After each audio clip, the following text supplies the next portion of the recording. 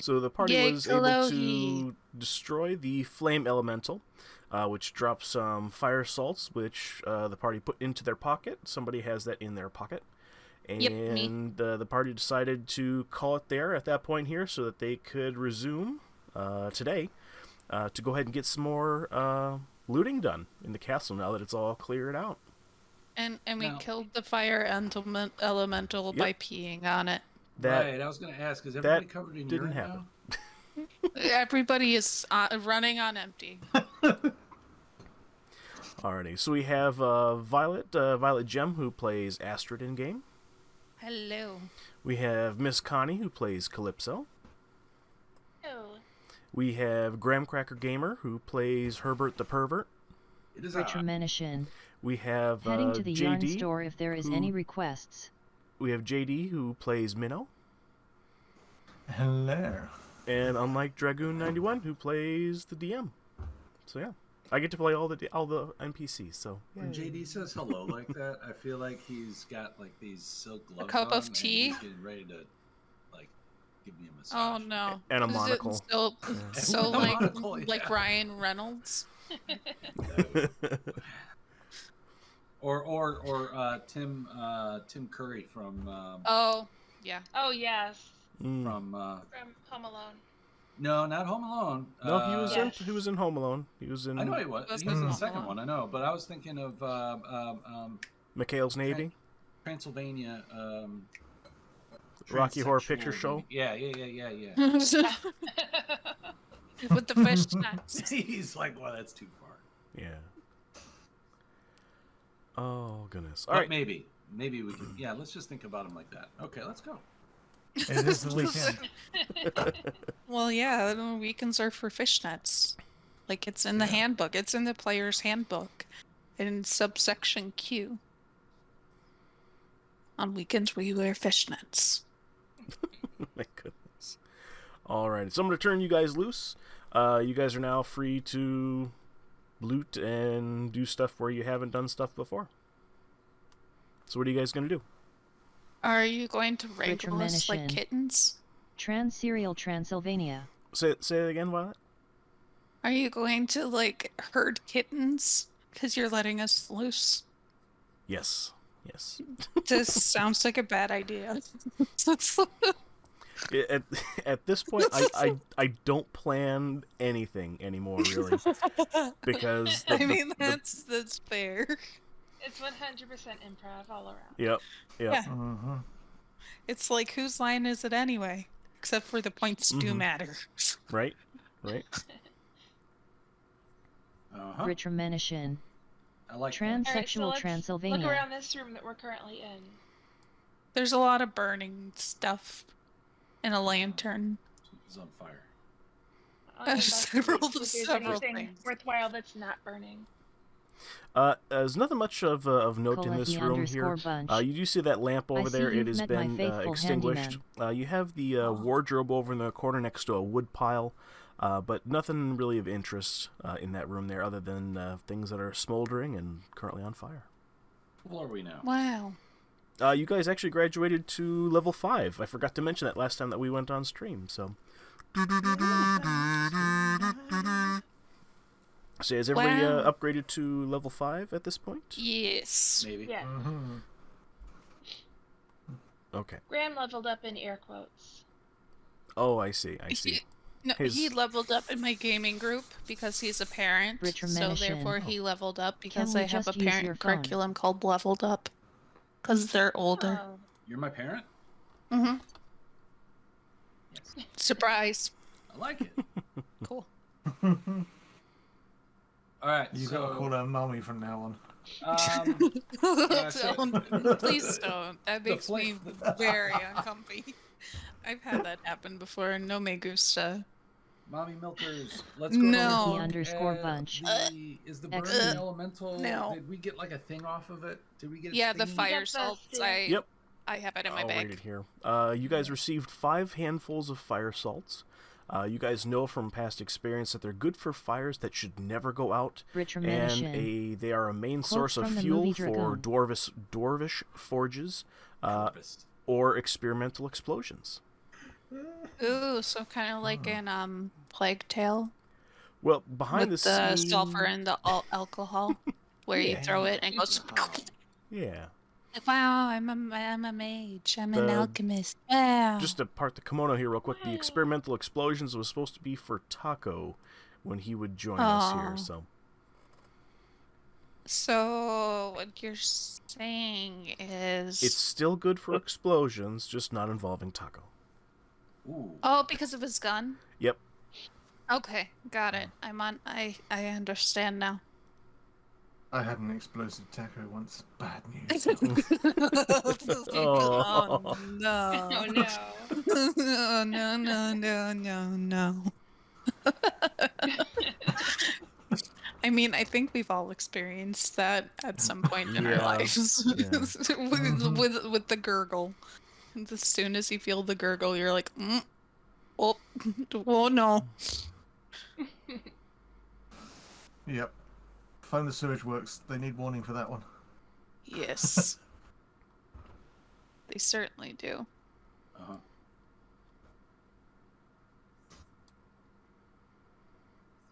Alrighty. So where do you guys want to go? To the next room.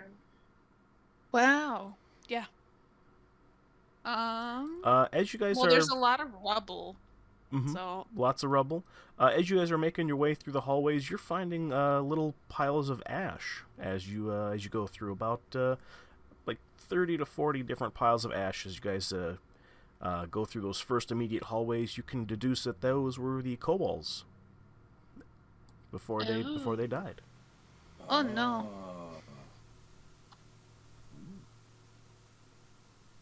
That doesn't sound like a fun time. Well, at least it was quick. I mean, true. Very true.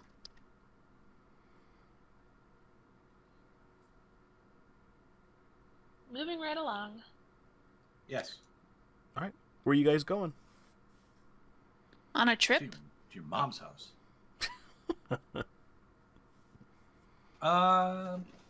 Okay, so sorry, I was looking at my thingy. So let's look around.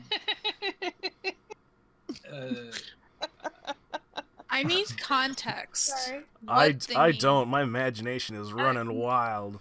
I was on I'm D&D pretty sure he Beyond. meant his character sheet, but Yeah. Okay. Oh. Now I'm Well, disappointed. that's not fun. So what I'm thinking is, do we have to roll perception in this area after the monster dies, or is it pretty much understood that everything here is what we saw, and now we can go back and loot the rooms? The latter, correct. All right, I'm gonna go back to that the boss room, because isn't our fallen hero inside there? Yes. You saw a dwarf that was really worse off, pretty worse off. Looks like he was battered and bruised in the corner, still tied up.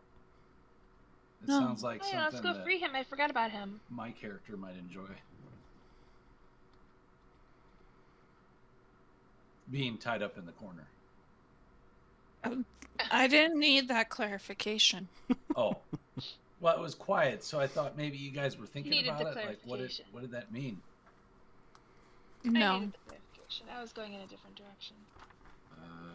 Okay, so I'm gonna look around just in case the DM lied to me. Pulahi and, _bunch. There's something good out here. GTG good see yes. Is the owl Hashtag bear Dragoon dead? salute. Yes. away. You can. Nope. Owl bear. Owl Didn't bear. he run away? He died. Wait a second. I'm trying to remember if. Oh yeah, because the owl bear came through the door, and tried to push through past where Minnow was at through that hallway. Mm. Right as everything started to tumble and rumble and get all kinds of fire elementally. Oh. So I would say that the owlbear escaped, Good. although severely singed. Aw, does he need a salve? No, he needs a priest because he sinned a lot. No, that's you. Yeah, that's you.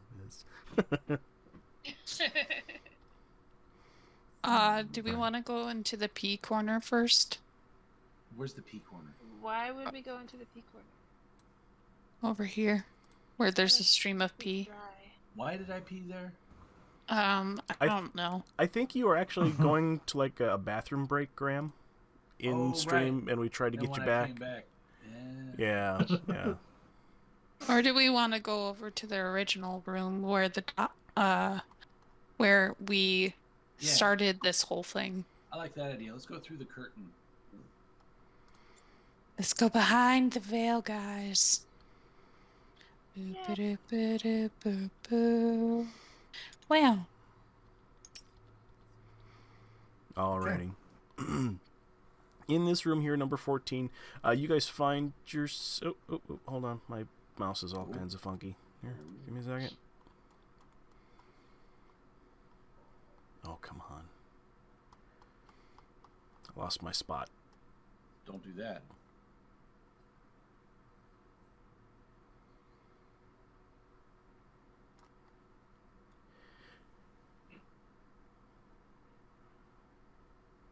Alrighty. This chamber has been set up as a crude living space with thick furs thrown on the floor to serve as carpets, old trophies hanging on the wall, a large bed to the north, and a brazier of coals burning brightly. Around a table with several chairs stands to the south near the door. Near the table on the floor is an unconscious dwarf who looks badly beaten. You also see an absolute treasure trove of books, a bust of some type of long forgotten hero, a few weapons on the walls, and a chest on the floor that is very secured and all locked up with three giant thick chains wrapped around it with three separate locks on it. Does anybody have lockpicks? No. Okay. No, I have a big axe.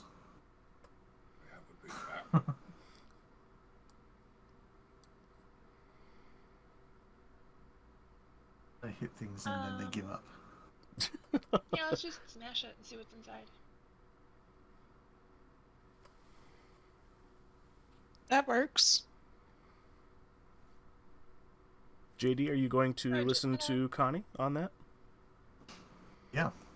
Okay. Yep, I will smack at it and see what happens. Alrighty. Go and roll it for me. Do you want a hit or just damage? Either or. Your dealer's choice there. Alright. Well, let's do a strength roll, which would be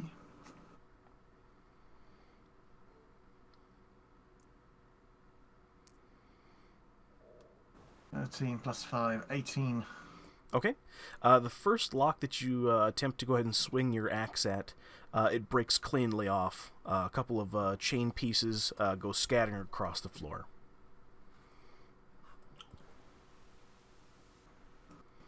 Cool. Shall I work on the other two, or does anyone else want to suggest? I'm sorry. I missed that. I'm very sorry. What happened? 3 locks. First one got disintegrated. Graham, were you distracted by your thingy again? Yeah, I'm very sorry. I'm paying attention now. Yeah, so just to go ahead and recap, JD was able to, or pardon me, Minnow was able to go ahead and completely destroy one of the 3 locks with little tiny bits and pieces kind of flying everywhere. Where were the locks located? They were attached to chains that wrapped around a wooden chest with metal bands on it. On a wooden chest? Yep. Okay, I'm going to take out my flaccid dwarf diamond-tipped rod, and I'm going to try to break the next lock. Where did you get this item, Graham? It's in my pants. Your penis. Right? Is that what we're talking about? my character doesn't call it that because he's a cleric. So it's his diamond-tipped rod. Okay. It's very flaccid. It's very big and massive. It could be like a staff that you can. It's like a walking stick. There's an item in D&D called a Staff of the Python. Oh my goodness. So yeah, go ahead and roll it, Graham. Go ahead and give me a strength check, sir. This is the staff of the stouty dwarf. Good soup. Strength check? Yeah, go ahead and give me a strength check. Yeah, let's see if we can do this.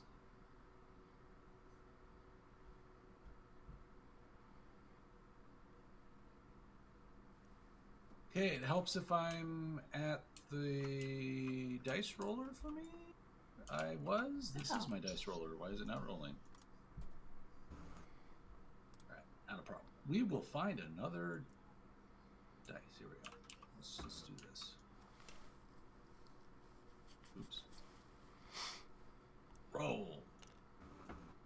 16 plus 2, 18. Okay.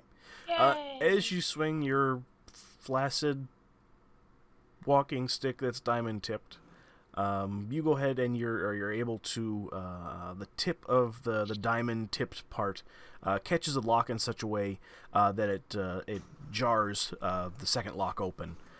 All right. And when that happens, both of my arms and shoot up above my head with my hands spread, and I go, "Yes, it still works." At that same time as the second lock is broken, the chest, the wooden chest with the metal bands on it, starts to kind of shake and kind of shimmy a little bit. Maybe this isn't a good idea. Was that because Can I of roll my Arcana walking on stick? the chest? Yeah, absolutely.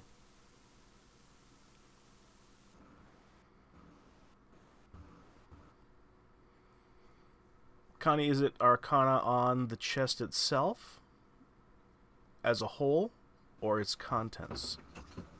It's contents. Okay.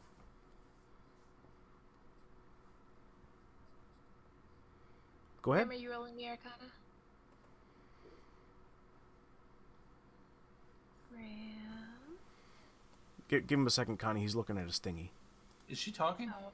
Yeah, Yes. she's talking to you. Oh, Goofy. I turned her down because she was making a lot of noise in the kitchen earlier.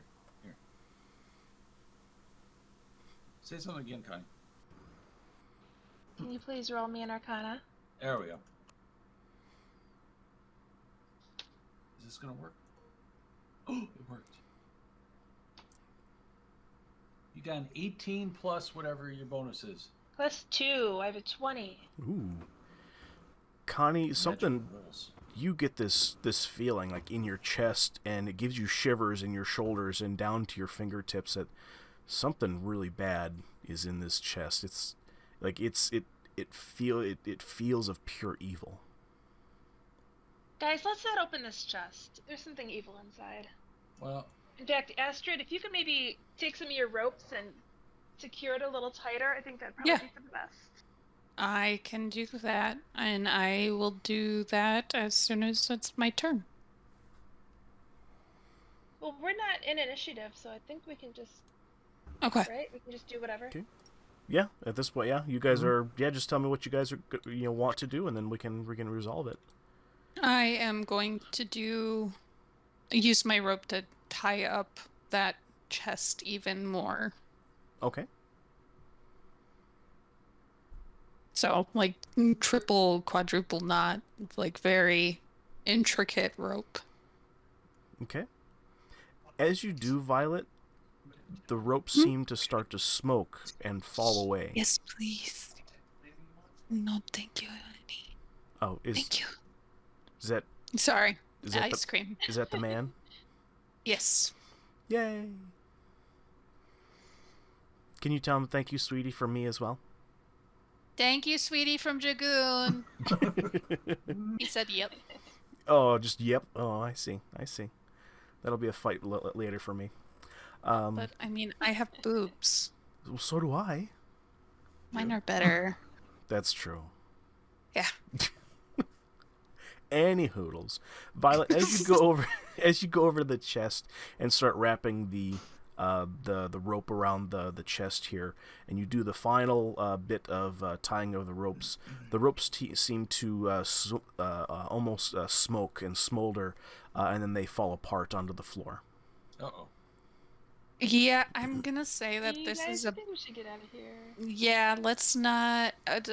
We're gonna social distance from that chest. Yay. So, I take the cinched rope pieces and make like 6 feet away a circle.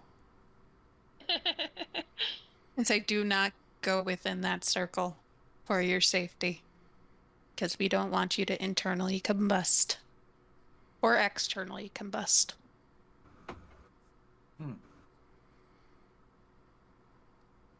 This is a no square, but a circle. Okay.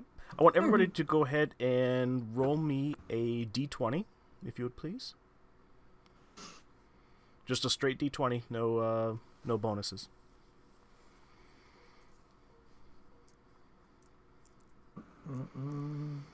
Okay. Oh, wow. Yay!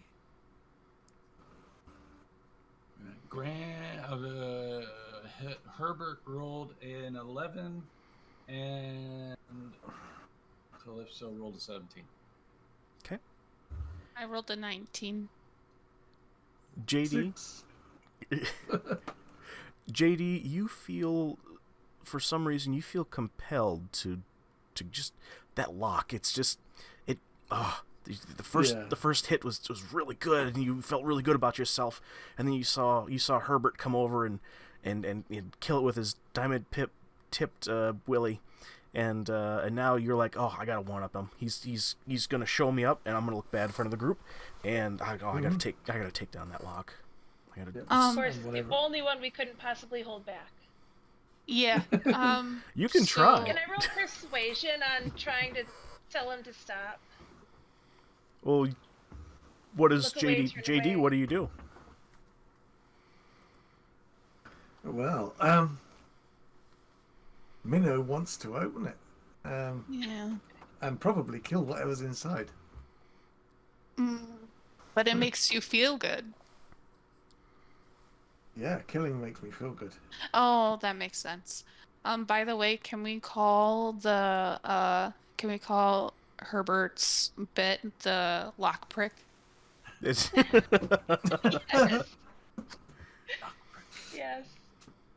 it's up to Herbert, but I'm gonna say that he's probably not gonna turn that down. Me. All right. It made me. Yeah. I like it. Yeah. Okay, that was it. That was my brain thing for the day, so I'm not gonna come up with anything else useful. Uh-oh, Violet peaked. Oh no. Alrighty. JD, So how soon. are you handling this? With both hands. Sorry. That was I didn't mean to have that reaction, but I kind of did.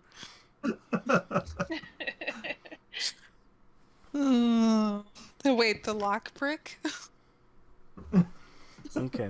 Or something else. Yeah, the lock prick that's where everybody's mind was still at, is the lock prick. So the party minus JD, or probably minus Minnow, everybody sees Minnow take a firm grasp of his great. Do you have an axe or swords right now, JD? I have 2 longswords and 2 hand axe. Okay. What are you and a using? sword and javelins. I'm using a longsword. Okay. Everybody else in the party sees Minnow go ahead. His muscles flex and a little bit of vein pops out there. Real disgustingly good soup. But you see him get closer to the wooden chest and getting ready to swing. Is it like Fabio, but with big muscles instead of long hair? Yeah, and a minotaur bottom. Yeah, and oval eyes and chocolate skin. Yeah. He's too horny. Yep. Yeah. I've watched that video too many times. Oh my god. But half the views are probably me. I just have it on repeat when I'm having a bad day. Oh my goodness. So I'm just gonna say I don't think that we can persuade him.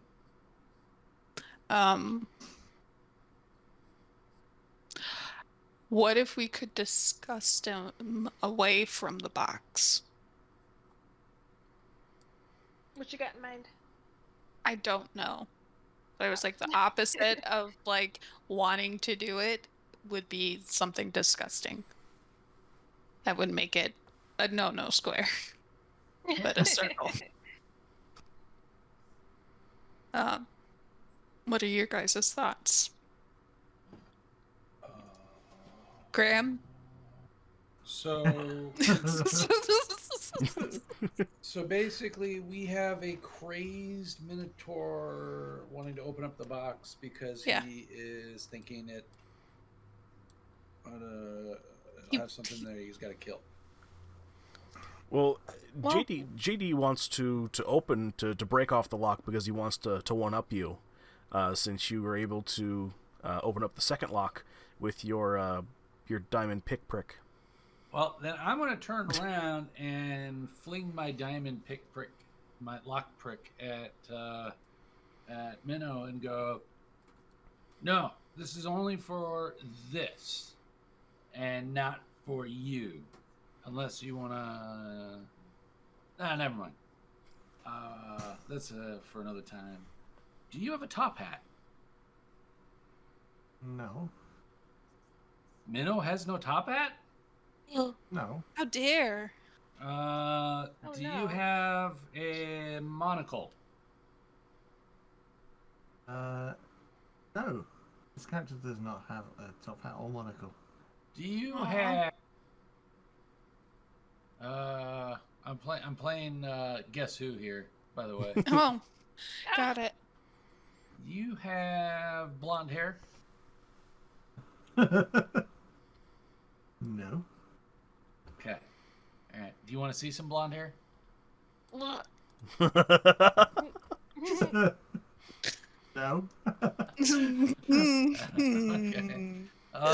No. Well, there's if we get out of this room, there is some amazing monocles and top hats that will look great for you and will show off your horns.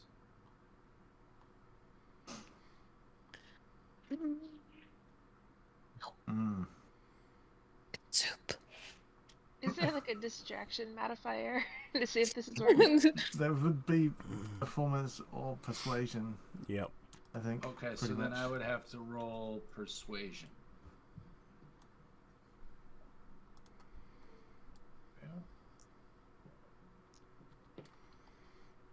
Oh, that's a total of 4 for me. I'm gonna say no.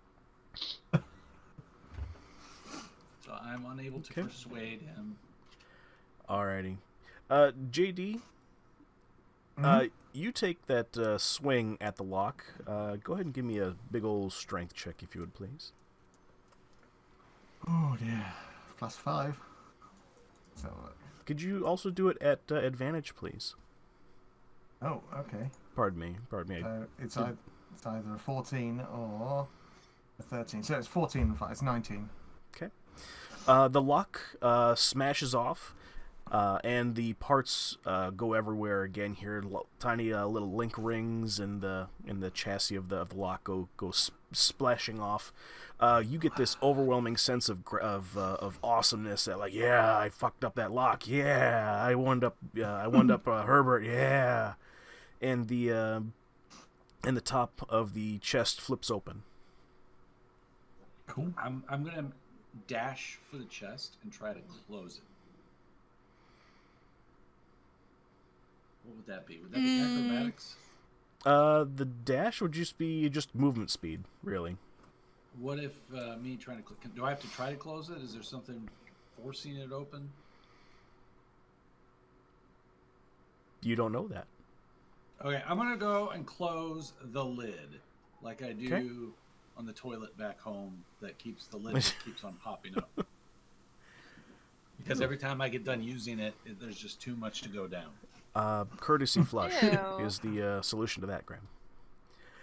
Graham, as you go over to the chest that has swung itself open and move JD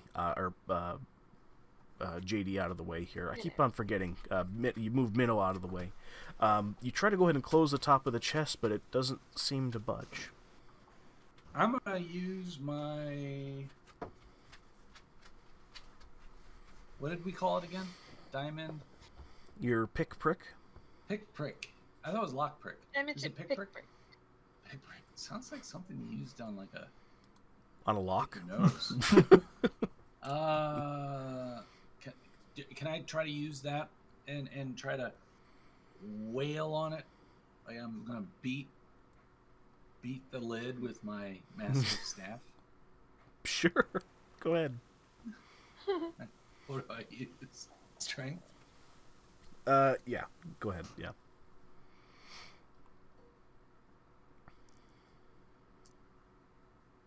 That is a 9. Okay. You're able to, since there's soft wood sticking out from in between the metal bands, you're able to go ahead and put some considerable dents into the wood, and scratch up the metal bands here pretty well. You're taking off a small chunk of wood here and there, and loosening one of the metal bands. All right, and then after I do that, I'm gonna stick my head over the top of it and look in. Inside, you see a book, a little small book, about the size of a journal, no larger than a tablet. Then it has a red Pictures? You don't know. Is it... On the outside of the book, it is it's just a red. Completely red on the outside, almost like a blood red. It has very fancy gold ornate letters and scroll work into the binding itself. Ooh, I've seen something like this. It was in a shop in a market, and they sold a lot of books like this, and they had a lot of pictures, and they showed you how to do certain things, like the wheelbarrow and The doggy, Kama Sutra, is that what it was? and bend over backwards, but put your head up in the air and put your booty into the little sphincter hole thing receiver. And you guys know what I'm talking about? Absolutely Yeah, not. I'm familiar with that. Violet's gem. You're familiar? No. You've seen the book? I have.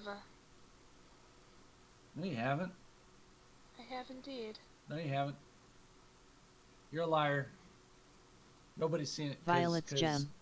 I'm No, the no, only no. person. I bought it all up. I have the entire collection. Nobody's ever seen it. Okay, but I have though.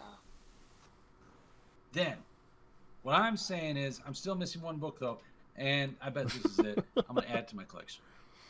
Okay.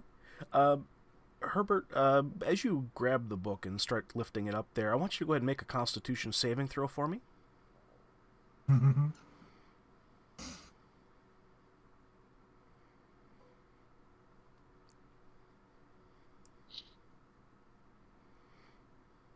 That's a 9. Okay. Alrighty. Everybody else, let's see here. Astrid, Calypso, JD. I'm going to go ahead and mute Violet's you gem. here real quick. I knew it'd be me. So bear with me. Mm-hmm. And I'll bring you guys back here as soon as we're ready. Give me a second.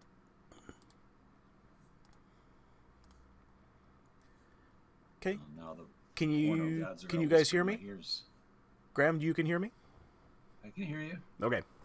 Graham, as you picked up this book, a wave of just absolute carnage flashes, just as quick as your eye can process them, flashes of just gore and just like entrails and blood and viscera and like eyeballs being ripped out of their sockets. Just absolute, just utter destruction and carnage flash through your mind. And your vision goes goes black for a second, and then you recover and you see the light of the room, the fire flickering up against the walls. But you also hear this voice, this female voice in your head that says, "Oh, well, hello there. It's really nice to meet you. Herbert, yes?" You got a hot voice. Oh, thank you. Do you have a beard? No, but if you're into it, I could have one if you want. Could you just put a beard on for me? Yeah, sure. You hear this Foley work going on in the background of like Make it red. rustling. Make it red. And this, oh my God, Graham, it's not me. And so you hear this rustling. It's like, oh, okay. I have a red beard on. Is that better? Does that make bald? you? I can be if you want. Oh yes. Oh sure. Let me take care of that too. You hear this kind of like this electric clippers zzz in the background, and he's like, yeah, there you go. I don't think I missed any spots there. Does that look better, or does it sound better? Do you have a Prince Albert? I could if you wanted me to, I guess. Yeah, can you do that too? Sure. Let me take care of that here for you. And you hear this unzip like zzz, and oh my God, I don't know what a Prince Albert sounds like, but I'm assuming you hear like an anvil, and kind of like a railroad spike that goes through flesh. With you feel some wincing. It's like, oh God, that hurts. Is that better? Oh yeah. Do you have blue eyes? I could if you want. Yeah. Oh, okay. I mean, you don't hear anything, but they say that's there you go. Okay. I have blue eyes now. Now I need a Erroneous Dirty Sanchez _gaming. on you. At Violet's Gem, thanks for the gift sub. I'm sorry. Say that again, Graham. Can you please give yourself a Dirty Sanchez? Yeah. Could you? I don't have any hands or any legs or anything like that. I don't even have fingers. Do you think you I could? can help you out with that. Oh, could you? Could you just right yeah. on the spine? That's right underneath where my nose is at. There you go. Oh, that's really stinky. Oh, it feels like you need a shower, but it's coming from you. This is awesome. This is great. All right, we can start our conversation now. Oh, good. Well, my name is, well, I don't think I have a name actually. Now that I think of it, Can we call you Sanchez? Yeah, that sounds like a great name. Yeah. All right. And your name is Herbert. I'm Herbert. You're Sanchez. Yeah. And you're Dirty. Oh yeah, I'm a dirty girl. Yeah. At least I think I'm a girl. I could just be whatever you want actually. We'll just call you Dirty Sanchez. Oh, okay, that's great. I'm Dirty Sanchez. Oh, that has a ring to it. I like that. That does. I gotta get you some 6-shooters. Yeah, I don't know what that is, but it sounds awesome. It's for your pants. All right, what's up? Oh, nothing. I want to do what you want to do. You want to do some jumping jacks? We could do jumping jacks.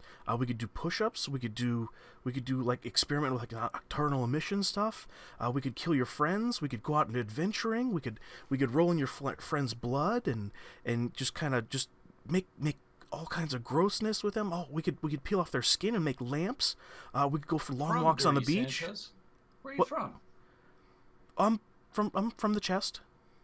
Well, You from the chest? mostly, from what I can remember anyway. Is there a way I could figure out where you came from before the chest? Oh yeah, I think I used to be somebody important with like magic powers, but I can't remember. It was a really long time ago. Side note to the DM: can I use any of my abilities to figure this out, or is this still internal? You're hearing this in your head. You can try to make a history check if you want to identify where this book is from. Yeah, I'll do a history check. Let's see if I can roll successfully.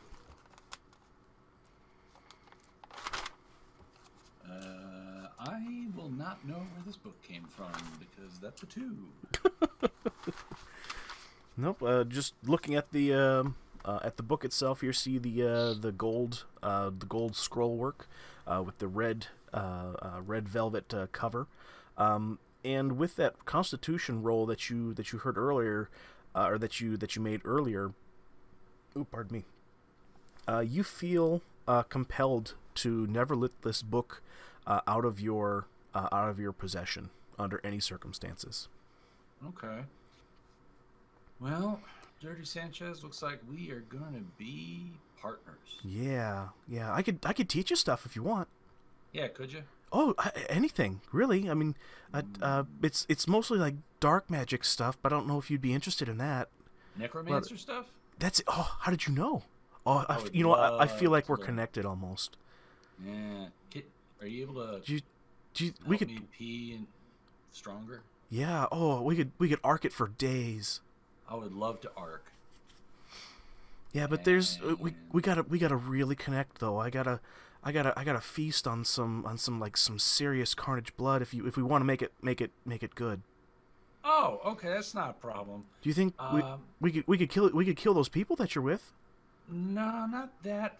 No, but first we need to shave my butt, and then after we shave my butt, there's some bodies that we killed, and we could feast.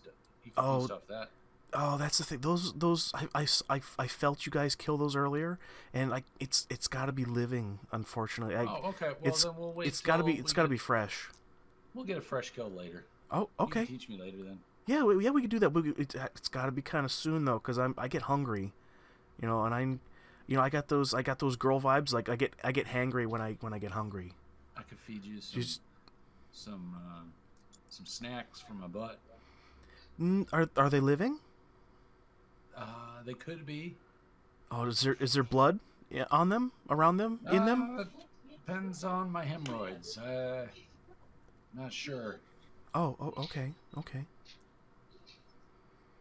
All right, well, you're the boss, but just don't forget about me, because Are you okay with hemorrhoids? I get really hungry.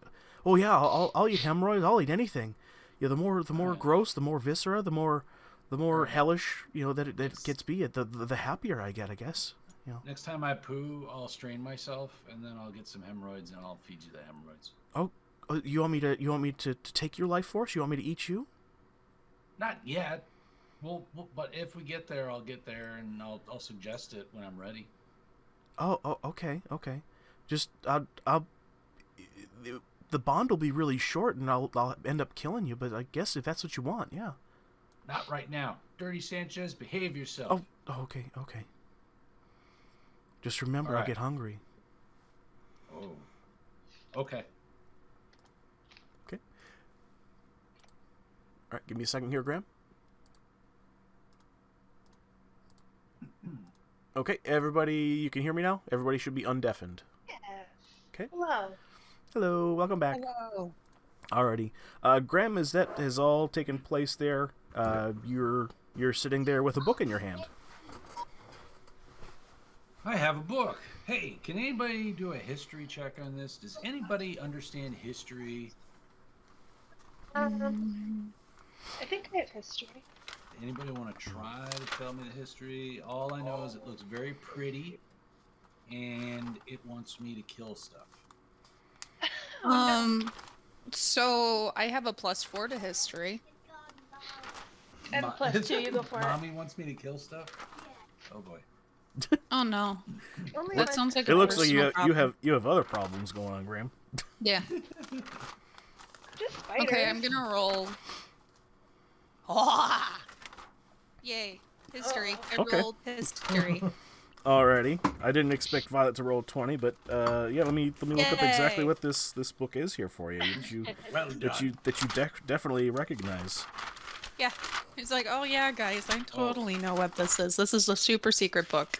And Oh, while yeah. the DM is looking this up, there's a person living inside my head now, and I Okay. named them Dirty Sanchez. Okay. And they have a red beard, they're bald, they Okay. have blue eyes, Okay. and I gave them a Dirty Sanchez. And In your own head? Oh, Lord. Yes. And And Father Christmas. Wow. they want me to kill you or get a fresh kill. Otherwise, they're going to kill me. or kill somebody else. Let's find somebody else for you to kill. They said it has to be a fresh kill, and they'll teach me some magical tricks. Are you sure it's magical? I have a feeling it'll teach me how to raise the dead and maybe a little bit more. Ooh. So you're gonna kill somebody and then bring them back? Yeah, and then, fondle them. Well, naturally. Okay. There's a whole town full of people in Vandalin we could get rid of. Yes, I would love to get rid of Fandolin. Oh my goodness. Let's not. Oh, wait, that's the book talking. That's Dirty Sanchez. You hear the voice in your head, Graham. I don't recall saying that. Dirty Sanchez? But I get hungry. Wait, you don't recall saying that you... Oh, I heard everything. I heard everything that you're saying. I didn't agree to do that. Do what? I forgot. Okay.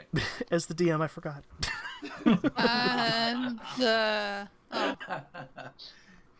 I have to keep telling Dirty Sanchez to behave herself. Yeah, because I'm a dirty girl. Or them?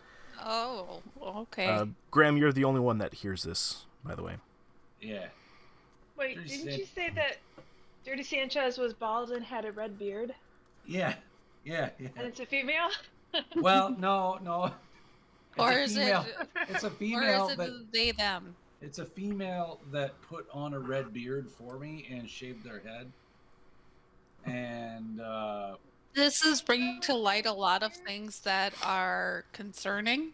Yeah. So, and then I gave them a Dirty Sanchez, and they don't remember the name, so I named them Sanchez and they're dirty, so they're a Dirty Sanchez altogether.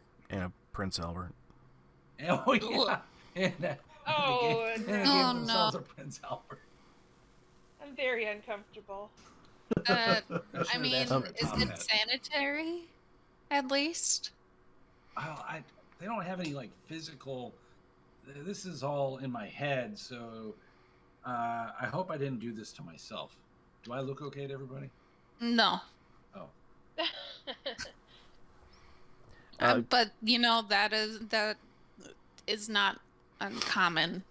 That's not an uncommon response because you are kind of covered in your own urine. Oh, you look the same as usual, put it that way. All right. I'm covered in urine. Graham, that's great. Yeah, he did. They did. Yes. Violet, as you look at this book in Herbert's hands here, you actually recognize the scroll work, but not so much the lettering on the front or on the binding there. This looks like a very old book written in some type of dialect of Elvish. It says History of Old Owlwell. Okay. One moment, I'm just checking something. I can speak Elvish. Me too. I am at Elvish. Yeah. Oh, Same, wonderful. Violet, so does that change it? A little bit, yeah. You would see this as the you would know that the city of Old Owlwell belonged to a race of elves that was was a sister city to the grand. Try to read my writing here from months ago. Was a sister city to the. The fuck does this say here? Grand.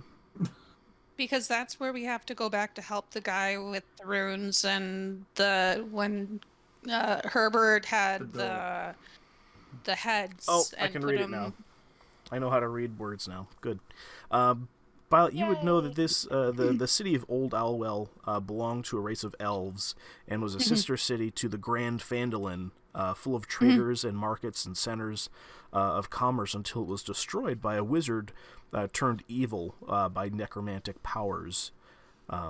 He was also known as the Collector, and he was apparently a hermit with a fancy for interesting magical trinkets, which he used to protect himself while he pursued the knowledge of everlasting life. Huh. Yeah. Got it. So this is the name we're looking for. Mm-hmm. Possibly. Yes. Possible. I think so. The stars are aligning ever so slightly. Yeah. Hooray. Okay, so I am just checking the stream and marking down the specific time mark. So you can review it in detail later? Yes, exactly, for my notes. Okay. Okay, so there we go. Great. Cool. Your name? 5740. And go. Okay, so I share this information with the group about the book and say, yeah, this feels a little fucky-wucky. It does indeed. Yeah. So hey Herbert. Yeah, what's up? Do you mind if I hold on to that book short term? I'd love to read it because me and Connie were looking for information about our ancestors, and we're both Elvish. So would you mind if we held on to that book short term so we could read it? Well, see, I'm sort of stuck in a predicament here because I want to listen to you and give you the book, but I can't hand it over. Okay. I feel like I'm going to give it to you, but I keep clutching it closer to my chest. What if you were to hold on to it and hold it open for us? I might be able to do that. Dirty Sanchez, are you okay with that? Oh, don't let her see my insides. Those are private. Oh, well, how about... I mean, I'm yours, Herbert. Once that blood seal going, but I don't want to open my pages for anybody. I want to open them for you. What if I open it and they just happen to peek over my shoulder? Oh, peep shows aren't free, sweetie. What happens if I do a peep show? Well, bad things would probably happen, I suppose. Well, Astrid, I'm thinking we could try to do a peep show. I mean, show you the book. But Dirty Sanchez doesn't want me to expose her to you. She says bad things will happen. I have a question. Yeah. Sorry, out of game. Can we hear Herbert talking to Dirty Sanchez, or is we can completely... hear. Is it both sides in his head, or is one side out loud and the other side is in his head? Internal. Yeah, it's internal. So it's like a schizophrenia sort of thing where he's talking in many voices. Yeah, or it's like you can't see the semen inside of me. It's in there, but you can't see it. I mean, I can kind of tell that it's there, Graham. That, and we can hear it sloshing, kind of. Yeah. Right, okay. When you take a sharp turn, You gotta tell those sailors to keep their hats on. Oh, Violet. Oh, God. Okay, just uno momento. Good soup. Who made the Foley noise? Was that you, Violet, that did that? Or? Yes. Okay. Yes. Oh, perfect timing. So, Astrid, I can't open it for you. Something bad will happen. If you open it for yourself, can you copy some of the contents? There's no rules against that. Yeah, you can right? open me a lot. Oh, I found all my pages. I'm gonna open it up and I'm gonna put my hands all over the pages and start to tune the radio. Oh no. Oh no. As you do, Herbert, dialing in Tokyo. You're able to see just a bunch of garbled words and letters. None of it makes sense to you here. What languages do you speak, Herbert? Are we broadcasting? What do you mean? So, is there a in D&D version of Duolingo to teach him Elvish? Common and Dwarvish is all I... Okay. None of it makes sense to you quite yet. All right, so I've put my hands all over the pages, and I'm going to close the book. Now, who's got some paper? As you were going over the contents of the letter, Graham, I'm not going to folio this out, but you hear all types of like ecstasy lady noises as you do so. Can I mimic that in my head? Can I be like, oh? Of course you can. Yeah. Do it right there. Yeah. We're going. Oh. Yeah. I believe that what you're supposed to say is giggity. Giggity. Who has snacks? I want snacks. Yeah, I hear snacks. I heard crunching. Yeah. Oh, sorry, I'm eating popcorn. Something I didn't know I was picking up snacks. I was like, snacks. By the way, the axe kind of looks like the sorting hat from Harry Potter. So, does anybody have any paper? I have paper in my bag. I give you paper and some ink. What am I going to write with? Because all I got are these... Use your diamond-tipped lock prick. Oh, you know what? I'll bust out the bugbear shaft that I picked up. So I'm holding... Oh my god, like it's a penis pen. Yeah. And I'm going to dip it in the ink. And I'm going to... Well, is this like, does detached bit have rigor mortis? Like, does it get... Somebody want to Google that if a penis gets rigor mortis or not? It's... Graham, this is your time to shine. Is the tablet here? Do you still have the tablet in the game? I don't think I took it out. See it. I'm pretty sure the amputated body parts do harden over time like, because of the muscles and stuff. Ice because they'll harden up really quickly. Yeah. If there is one here, it must be on the DM table, and we can't see the DM tables. So. Okay. Yeah, we're just gonna say that we're Dr. Houses and say yes. I don't even think I spelled that right. There we go. Let's see. Death erection. Oh. Okay. Cool. Including post-mortem priapism. Priapism is an indicator of death. What the hell? What am I reading? I don't know. Oh, a death erection is a post-mortem erection, technically a priapism. Observed in corpses of men who have been executed. So it does the opposite. You have an erection when you die. Okay. So. Is it hard? We're going to say it's hard. Okay, cool. I'm going to dip this hard. Oh, yep. There's the tablet. Let's do it for everybody.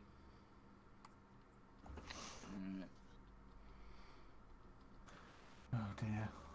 I love how all of us... Oh, wow. Ukraine.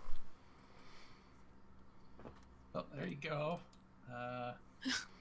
Oh, some results may be explicit. Yeah, wow. I'm gonna zoom out. You guys can feel free to look at it, but I'm not gonna violate terms of service for this knowledge expedition. So yeah, let's just say if you want to zoom in there, you can, because I'm streaming too, and I made a mistake of doing that. So, yeah. Okay, so yeah. It says here. It's colloquially known as angel lust. Yeah. Apparently, the bugbear would have already discharged his urine and other fluids by now. So. No, not the bugbear. Oh, okay. It wasn't was it the bugbear that you took his penis? Yeah, I've got 2 red brand. He's got a bunch of them, doesn't he? Yeah, I got a bag full of them. He's got gadgets and gizmos of plenty. So what I'll do is I'm gonna bust out my Bert puppet and have that in my other hand while I am holding the bugbear pen 15, dunking that in the ink, And then the bird puppet's going to go, and now we're going to try to remember what that book said. And we're going to color all over the paper with this Pen 15 bugbear. And it's... You can just say pen. We know that it's a pen 15. Because there's a little person sitting next to me. No, you can just say that it's a pen. We know that it's a pen. Yeah. This is a pen. Bugbear pen. Yeah. Dipped in ink. Now the tip of it's all black. Is it black ink?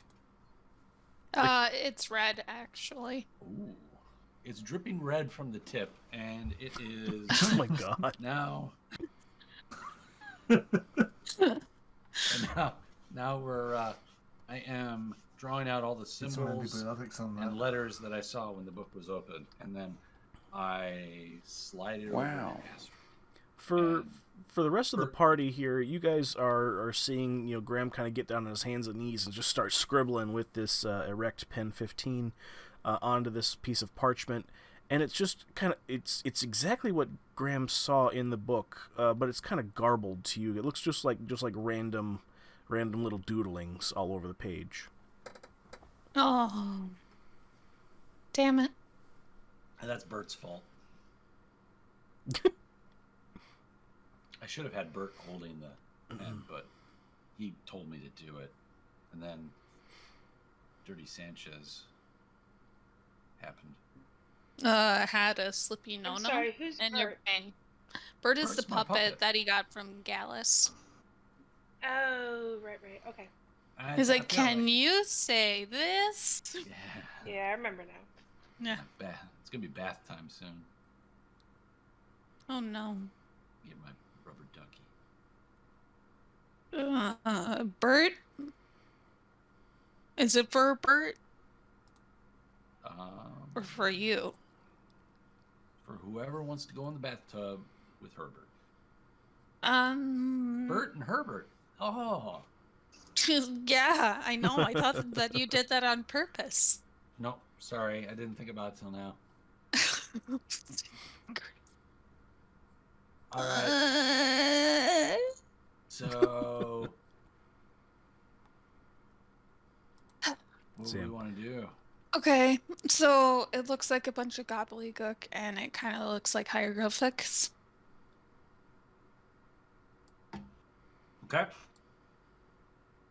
So, good try. Sorry. But, A for effort. What do you suggest we do now? It's in Arizona. A for effort, Z for execution. Gallus pipes in. Yes, good find, Herbert. I'm sure you'll have plenty of fun later down the road with that there. Maybe we should search other places in the rooms, perhaps. Maybe some wine and some cheese. We could, take a break. Let's go take a look at what this closet is over here. There's a closet there. Hey, Herbert, do you have any indication of how long you have before Dirty Sanchez's threats come out? Nope. They Did just you said very, maybe ask her? very Do you want to ask soon. her? Nope. They If she's said got a very, time very. frame? They don't know how to tell time. Oh. Okay. They follow the biological clock. Hey, Sanchez, Yeah. can you tell time? Oh, I don't have any hands, so I couldn't wear a watch or anything like that. What if you used my diamond-tipped walking rod? No, what did we it's call it? the prick lock. Prick lock. Prick. Like a sundial. Prick pick. Yeah. The prick pick. Yeah. The prick pick. What if we used my prick pick as a sundial? Sanchez. Oh, you could really do that anywhere, I guess. Do you know how to use a sundial? I don't know what that is. I assume it's really sexy though. You take it and you put it inside a bun. That is not what how sundial works. Sundial does. Oh, this sounds like a party. Is there blood on all of it? Is the bread soaked in blood? No, it's just in my pants.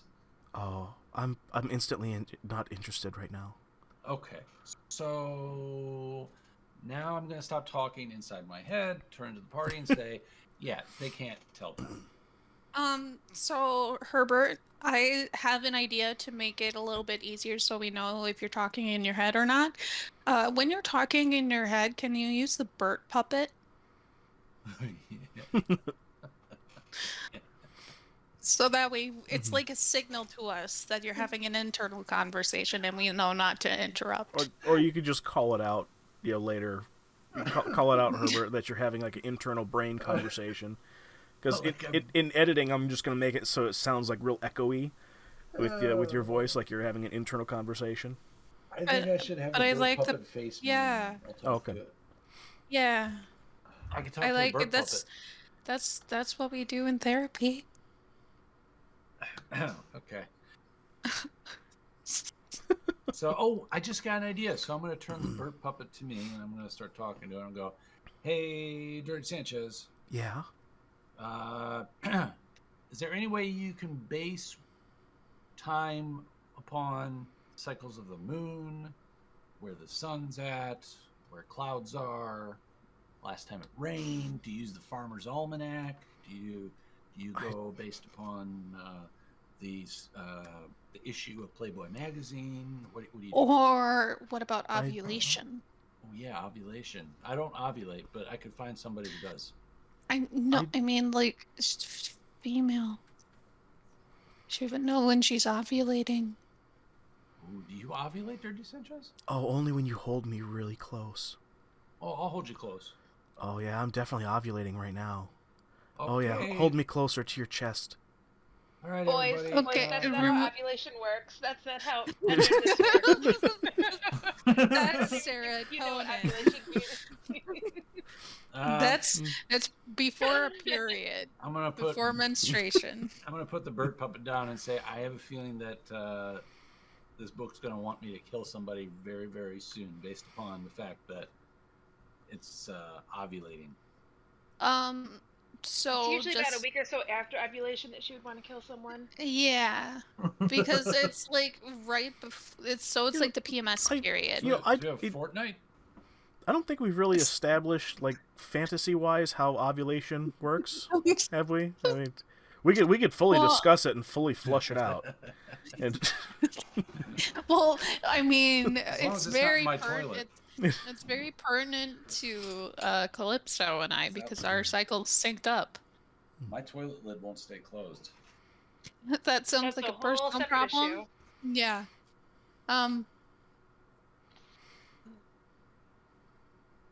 I had a thought, but I lost it. Well. Oh, it came back. So, is this something that once you start killing, it needs more blood post initial? I got the sensation that it's going to need this every once in a while. So kind of like a werewolf, but with blood. Right. It needs fresh blood. So I hate to recommend this. But what about the Mr. Owlbear that was badly singed? Was this to me? Astrid, Yeah. I'm shocked. I know. The owlbear has continued on its way, running as far as it can. I was just thinking, I don't want it to suffer. How badly injured was that chained up dwarf? Like, is he? He's. Would it be an act of mercy? Yeah. Well, that's what I was trying to say with the owlbear too. He's got like 1 HP, but it would definitely do as like a human life. I mean, he still has like blood and stuff like that in him. Is he able to talk? He's currently gagged. With what? And like a sock.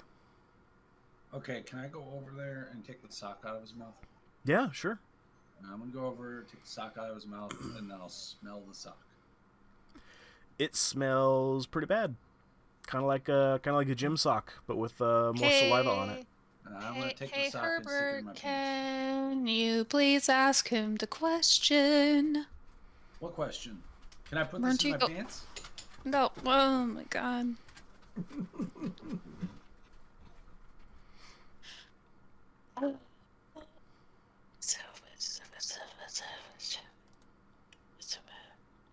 Hey, Gundren, can I put this sock in my pants? Yeah, I guess if you want to. It's been in my mouth for a while. I know, That makes it better. Okay. I need some moisture down there. Well, I got gingivitis, so you're taking a risk. So. Oh, that doesn't affect me down there. I don't think that's. Yeah, I don't think that. Is that a STI? No, gingivitis. That's the gums. Yeah, I'm not a doctor. Yeah. Gingivitis is because you don't brush teeth, buddy. Well, yeah, but like this is in fantasy, so does it follow the same social rules? No, he was just making kind of haha. But all right, so I'm supposed to ask him a question. Hey, Gundren, are you gonna die? I'm pretty worse for wear. It's hard to breathe. How's your butt feel? Oh, they beat me up pretty bad. They kicked me on the floor. Did anything go up your butt? Not to my knowledge. I was passed out, so like who knows? Do you want something to go up your butt? Do you got like a health potion? It's an oral one, but you want something in your mouth? Do you guys got anything? You could maybe patch up a wound here or something. I'm going to bust out the bugbear pen and put it in front of his face. With the red ink dripping on it. Gundren Rockseeker sees the red dripping off the tip still, and he vomits violently. Wasn't it saving him a side quest? Does anybody have a question? Yes, it was. As you recall, he was the one that you guys met in the tavern that said, "Hey, go to Phandalin with these supplies, and I'll give you 10 gold each." Oh, that's where I knew the name from. Okay. Yeah, at the very, very beginning. Yep. Okay. So technically, we don't need him anymore, though, do we? No. Gundren, would you? But if we kill him, we could potentially loot the body and then donate it so his legacy lives on. To science. So that way it's a good thing. No. Mr. Rockseeker, are you a fan of science? I don't know about science. Do you believe in it? Helping your fellow man. Do you believe in hell? I believe in making money. My brothers, Nundro and Tharden, they were over at the Wave Echo Cave. Honestly, I don't know about like religion or like life after death or nothing like that. But I believe what I can hold in my hand. Mr. Rockseeker, there, Gundren. Yeah. If you had a choice of power top or power bottom, what would you pick? Hey, Macarena. It's kind of a personal question, but I've always been like a power bottom personally. Just between you and me. Okay. All right. Let's make. Okay. So you want to be one? Are you okay, Violet? Nani? Maybe later. I don't know if maybe get a couple drinks in me a little bit more healthier because I'm gonna look over at Astrid and say, Astrid, is that the question you wanted me to ask him? No, I was going to see if he could verbally communicate. So, doesn't it need for the blood to like do the thing? Does it have to be somebody that doesn't see it coming? Oh, I have an idea. Let's take some of the blood and vomit that he just vomited up and put it on the book. Oh, okay. Yeah. Okay. Does it have to be kill? Like, it just has to be fresh blood. Yeah. Let's take some blood from Gundren. Is he bleeding? Yes, he was being kicked. So just Gundren, rub the book all over his face. Where are you bleeding from, Gundren? Are you bleeding from your butt? From your he's got. You're able to see he's got like cuts and bruises, just kind of strewn all over his body. Okay, I'm gonna pick up his big toe because I think he's bleeding from there, right? Yeah. Right. I'm gonna pick up his big toe sniff it, and then I hold it next to the book and just kind of color all over the front page, and then put his foot back on the ground. You hear in your head, Dirty Sanchez comes into your head there, Graham, and says, "Oh, what are you doing?" I wanted to Are we- color you wild. Are we eating? Oh, did you bring me food? Oh, we could finally seal our pack, Herbert. We could finally be together forever. Yay! Together I'm dancing up and down with Bert the puppet, Sorry. and I'm singing and dancing, and then I'm slowly massaging him where his testes are. The puppet or the person? Yeah, I'm a little confused too, Graham. You want to fill us in? Words that I never thought I would utter. puppet, not on Gunter. video. Or The Yeah. puppet. The puppet. Okay. The Who are you puppet. rubbing? Wait, the puppet has balls? it's an anatomically correct puppet. Gallus Yeah. pipes in from the does it corner. go? I don't recall putting those on that puppet. Yes. I Is, did. I did. So, It's like, an does accurate recommendation. he fist the puppet to make it work then? Well, It's yeah, anatomically my one hand correct? is up its butt, and then Okay. my other hand is free, so my knuckles sort of make the testes form. So I'm Oh, Yeah. wait, you're double jointed? maybe. Wow. Me too. Me too. So, Wow. Herbert, what are you doing here, sir? Are you going to be sacrificing Gundren to the book? Technically not sacrificing if I just take a little bit of blood. But I don't think that fulfills that need. Oh shoot! I think We're it gonna needs find to out. be a substantial Well- amount of blood for it to be like a pact. Graham, you would know that from speaking with Dirty Sanchez, the book, that it would not only want like the blood and you know and entrails and all of that, but it's more so as like a evil side note that it also would take the soul as well. Oh. So then, Gundren would be inside my book. He would Wait, he would be consumed. He'd be eaten. Could we? I look at Connie. Is there a way for us to use the out of game? Our the words are hard, but with the sword. I hate words. So is Yeah. Herbert right now. All right. No, thank you. Like because it's what is just and what is right. You know. Yeah, our secret Could we use it? society. Yeah, could we use this to like benefit him and other parties because it would be the souls of people that are doing bad things or would that make him immoral and then we would have to I feel like Gungeon Rockseeker. He's isn't very like a villain. We need selfish. somebody that's he's money hungry. He's Jeff he's money Bezos. hungry, but is that evil or is it? Well, we This is kinda don't know close enough off of the about him. question. Yeah, we don't know enough about him. We don't know, like, did he abuse anybody? We don't know because I don't think he's in a place to be sharing that. I don't think this is the place for a Dr. Phil show. Ooh, you know what? I can roll sense motives. Okay. Let's find out if he's essentially virtuous or evil. Yeah.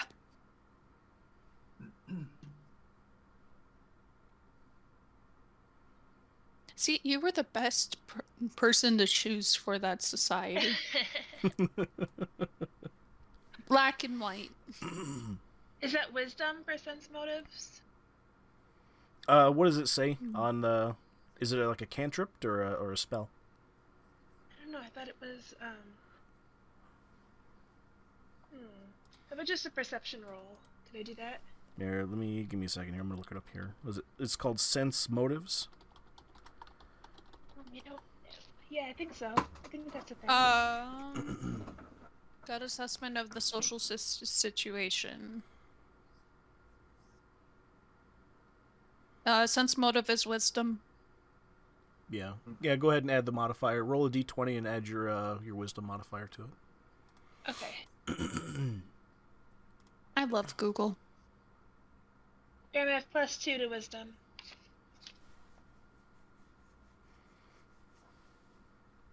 Graham, go ahead and roll a d20 for your wife, honey. Oh, right. That voice is not the voice in your head. What's your bonus? +2. +2. So you rolled a 13. Okay.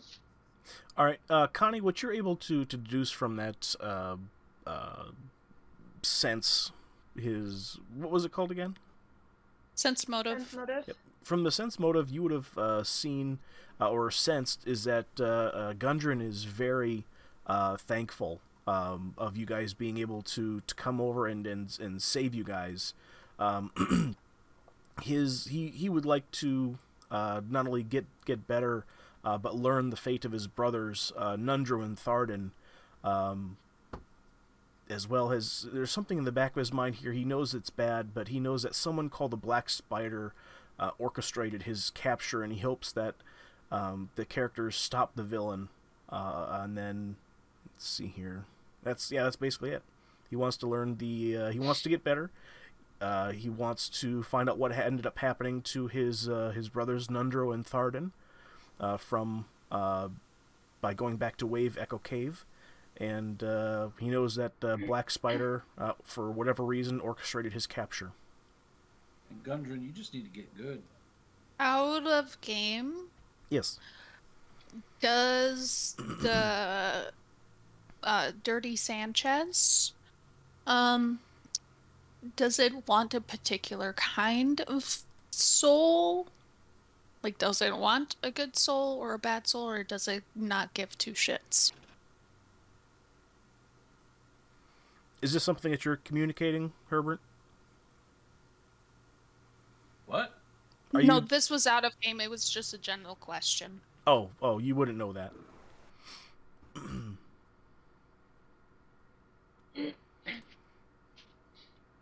See, I don't think he's evil. I think that he just Misguided?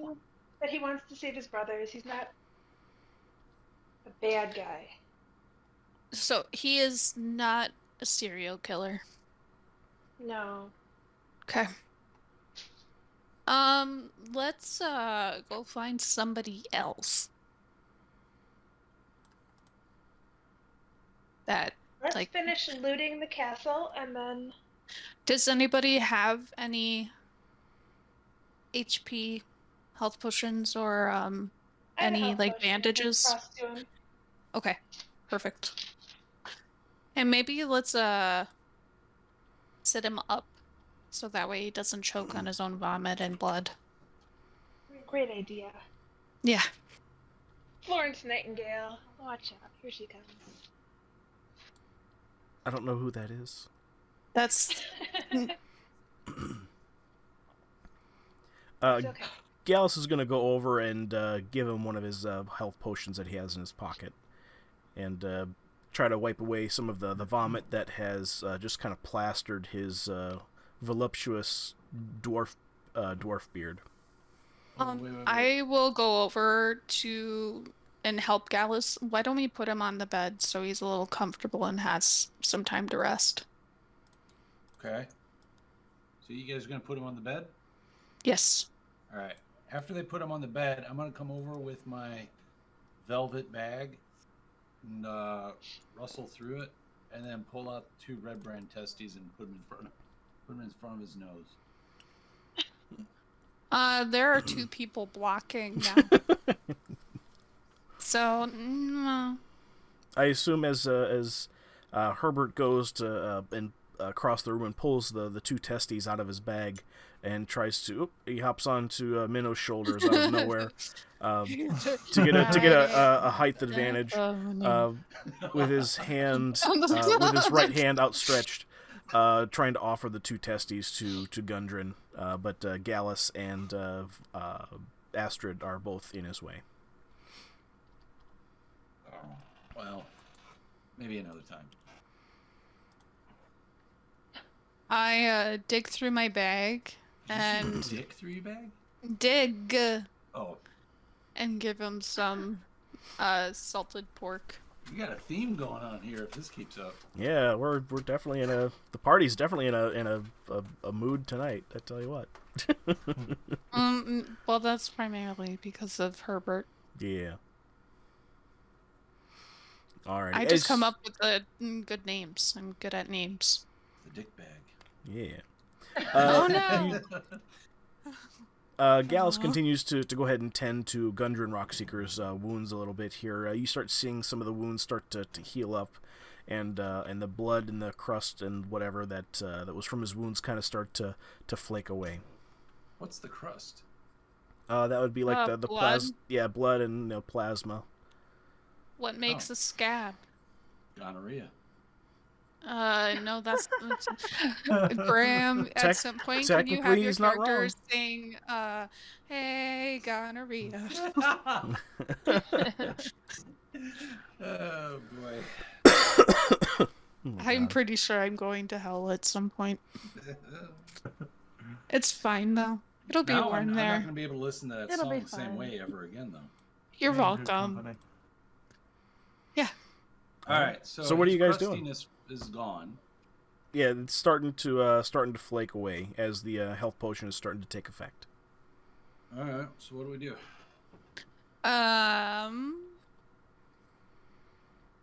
I look at Calypso and just kind of exude that, hey, we have to keep this guy safe. Like, his intentions are good. We can't let Herbert go after him. I nod solemnly. Okay. So, I stick around with Gallus, and after acknowledging that he is doing what he needs to do, I start looking through the different books to see if there's anything that might be useful. Okay. Violet, you find a sword, a long sword, in fact, hidden, not necessarily hidden underneath the books, but kind of books were just thrown over top of it. Yeah, the sword looks kind of important. Okay.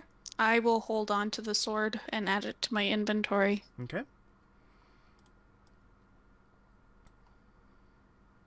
I'm gonna peek under the bed and see if there's anything under there. Okay. Is Underneath that the sword of Gryffindor, by the way? I don't know. Violet just picked up the sword and be like, "Hey, this looks important." Just put it in her bag. How sharp is it? Oh, it's very sharp. Very sharp. Does it have a sheath? Yeah, like someone scimitar? needs to roll a perception check. Is it like a scimitar? Is it a dildo Violet, roll a perception check. Yeah, give me a d20, Violet. Can we make it a dildo sword? No. This is my sword. I found it because I'm book smart. Oh. My book. My book. My back. My book. My crusties and my crack. Oh. 11. Okay. Perception. You know Plus 2, so 13. Okay. Violet, you're able to go ahead and see this this sword has give me a second here. This sword is the hilt of it looks like a moth's body with the hilt guards kind of extending themselves as like wings. As you unsheath the sword, it seems like daylight just spills out as you unsheath the sword. It's coming directly from the blade. Ooh, so it's kind of like the thing from The Hobbit, the sting. But it's like it's almost like it's pure sunlight. Okay, I like this. It's mine now. Okay. Violet, after some attunement and probably like when you're sitting down at camp or something like that, just giving you a heads up here. This is a bright sword of moths, by the way. This is a +3 long sword, so please check as to whether or not you can wield it. So it's a +3 long sword. It does 1d8 damage. It produces the daylight spell when the blade is drawn. I can give you all the details and stuff like that as to what daylight means. Yes, please. And I'm just writing a note for myself. Okay. 136, so I can go back. Our official record keeper. All right. The blade can also purify water. It produces the purify water spell when the blade is drawn. It also summons 1d12's moths after it's drawn for 2 rounds. This number then increases exponentially for the next 8 rounds. At which point, at the end of the round 10, essentially, on a hit, each moth will do 1 HP of damage to a single target. Ooh, that could be helpful. So essentially, if you, for instance, like let's just say we do, what did we say, 1d12? So Violet, do me a favor, roll a 1d12 for me. Okie dokie. Ba-dum-bum. I keep misplacing where my spot is.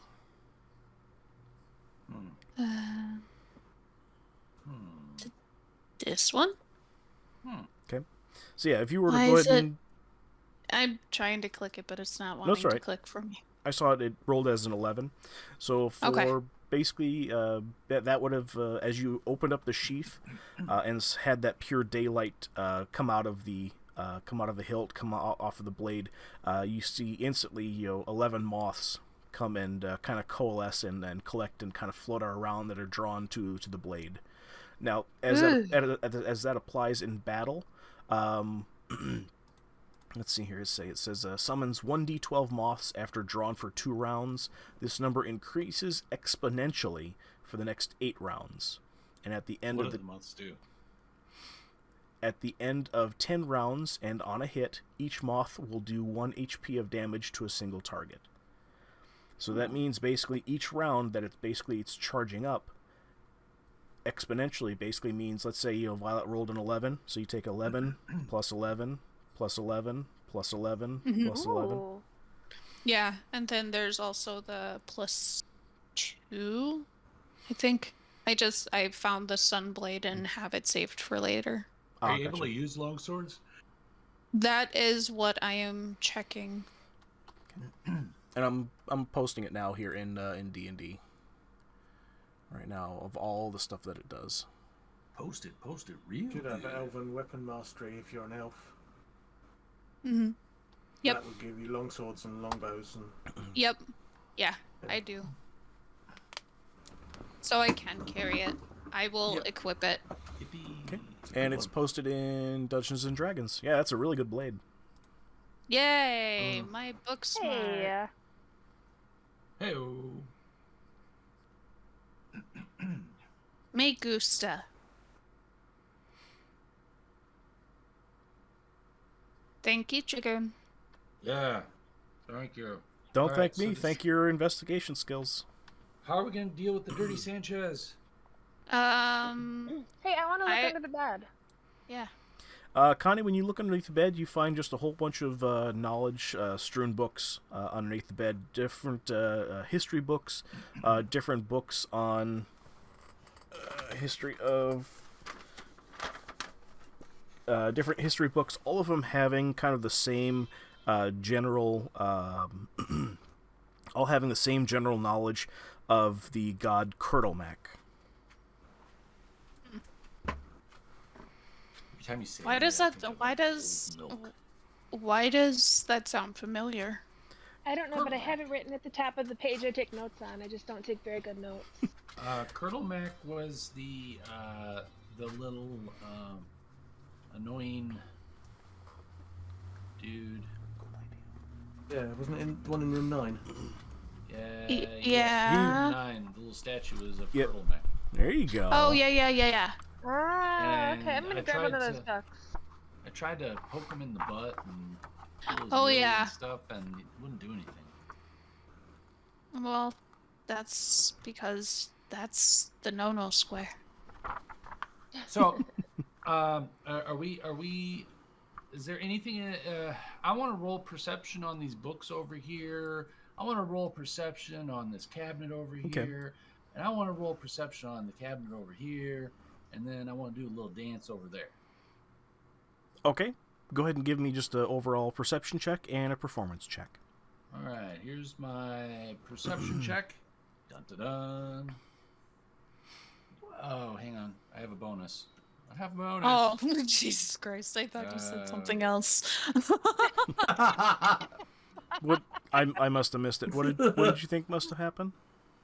She heard I have a I thought he was going to say, I thought he was going to say, I have a boner. I was like, too much. Oh. Gotcha. Yeah, because when he rolls the dice and then just goes, oh, hold on. Yeah. That's my perception modifier. My perception modifier, E. E for everyone. 3. So, what was that? 13? 16 for perception. And then, what was the other one? Performance? +1. Oh, I got a 3 performance. Okay. Alrighty, Graham. As you go through the books and the cabinets here, all of them are filled with different scrolls, different books, all of them having more and more information of Kurtlemak, legends of his adventures, how he relates to kobolds. This is all direction from that card that you found on one of the kobolds. Business card? No, it was a card that you guys found on one of the kobolds that had the information that says, gather all information on and around Kurtlemak. Take books, scrolls, kill kobolds in the Underdark if you have to. NF. I want it all. Then meet me at Cragmaw Castle, signed NF. Castful. Yeah, Castle. As if it was an It's asshole. like... Rock the castle. Yeah. The root word is assful. No. Dragoon, this is my ADHD brain, but now that it popped in there, I can't get it to go away. The kids are safe after that whole fire thing, right? You haven't gone outside to check. Fuck. You left them at the portal, right? I'm just like, because I was just going to message Connie and be like, we have to make sure that we keep the kids safe, and I was like, well, I'm just gonna ask. I totally forgot we had kids with us. I'm gonna run outside and go see. Okay. So Connie, you're going outside? Yeah. Okay. Catch me outside. How about that? Yeah. Connie, as you go outside through that the entrance, as you make your way over to the entrance where you guys had first come into the castle, on top of the that circle of stone that teleported you here, you see two little ash piles sitting on the ground. God. I regret asking. Can I roll investigation to see if those little ash piles are what I think they are? Sure, go ahead and roll an investigation. Oh, I hope you find a little red ribbon. I have a +4 to investigation, Graham. Oh, right. Yep. He's having too much fun with Dirty Sanchez. I know he is. How dare. That's fine. I'm not jealous at all. I mean, you're like you're gonna fucking find rad. out what you want. Okay. That's a natural 20. Ooh. Okay. With a natural 20, these are the ash piles of a little girl and a little boy. Going through the ash pile, one of them has 2 copper pieces in the ash that you're able to find, and in the other ash pile, you find a set of jacks. I'm gonna turn the bird puppet to me, and I'm gonna talk to it and go, Dirty Sanchez, did this happen because the kids tried to have sex at an early age? It could be. I thought so. Yeah. Hey, most people don't like sinners, but I love them. I love you, Herbert. Connie, can you call for my character? Because I'm gonna come out and I run out there, murmur, and I take some of each of their ashes, and put them in the glass bottles with the jacks and the gold, copper pieces. Okay. So that way we can. Going to bring them back. Did you know that if you put it inside somebody's butt, he will dissolve it a lot quicker? Yeah. Yep. That's why there is rectal medication. Duh. I'm just saying, if you want to put your... No. Okay. I'm not making a diamond. Wait, what? Oh yeah, you could take loved ones or like they don't have to be loved ones, but you could take ashes of people and have it compressed and heated to form a Make gem. them into it. Does your character's butt heat up that hot to... What kind of question is That that? is none of your Obviously. No, no, it's investigation on Aston's butt. Jesus Christ. No. Violet, I'm if this not is a allowing road that that to you want to happen. go down, I will allow it, No. but you're going to have to role play the shit out of it and come up with a reason No. why that your asshole has I- such tightening forces that it would create a diamond with that much amount of heat. I was a sailor, so maybe I That's learned how to smart. strengthen my butt cheeks Kegels. because I had to like hold on to rope to get people out of the water when they fell off the boat. There you go. There you go. Along with being like the last 10-year Kegel champion of the land, right? Well, I have those Benoit balls too. So There you go. There you go. you know, Ooh. yeah, they're jade because I got them from the school that the Dubois lady, the school that we both went to where I learned shibari and she learned her tricks. Oh. Yeah. Okay. The more you know, but it's because I want to bring the remains back to the family. So yeah, you go and gather up some of the ashes from the two piles. Are there two bottles that you're collecting, or are you just kind of... Yes. Okay. Keeping them separate and putting the copper pieces in one, the jacks in the other, so that way we can bring them to the families of the kids so they can help identify, hey, was your son or daughter carrying jacks? Sorry. Hey. Are you the Was parents your of child- these children we inadvertently killed by neglecting them? Are you the parents of the children that we neglected and then they Hey, died? this is not my fault because I am the one that said that we had to fucking take care of the goddamn fire from the very beginning. This is not my fault. Technically, Dank started the fire. I didn't start the fire. So I give no shits because it's not my fault. Oh, this is a sad day. It is a sad day. I regret asking now. Can we just go back to like 10 minutes ago when Yeah, let's just rewind. When ignorance was still bliss? If I could turn back time. Anybody want to play with my ball bag? No. No ball bags. This is not the time for ball bags. Hmm. Are you having fun with your puppet though? Well, yeah. So, back to that puppet. We got to figure out when we're going to get some fresh blood for this thing. Yeah. We have to find somebody who's done unspeakable things. All right. Well, while we're thinking about Well, that isn't in our group. is there anything else in here that we have not looked at? Are there any rooms that we still need to go through? I feel like this was the only room. All of them, yeah. There Yeah, was there's a That lot was of the rooms first- left. You've done nothing productive at all. there was. Well, I'll make it easy for you. You get Since, your sword. yeah. The rooms you have not fully searched is number 9 and number 7. Everything else So you how have about- actively searched through.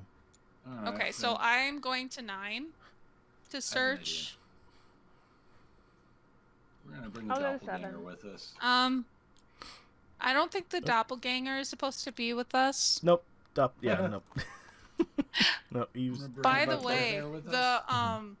so these guys, when you right click, you can make them die. And Yep. And it's cool. Has a little animation. It All made right, me happy. So who's going where? I am going to roll investigation in 9. Okay. I just accidentally exited out. There's a book That in is its hand. not what I wanted to do.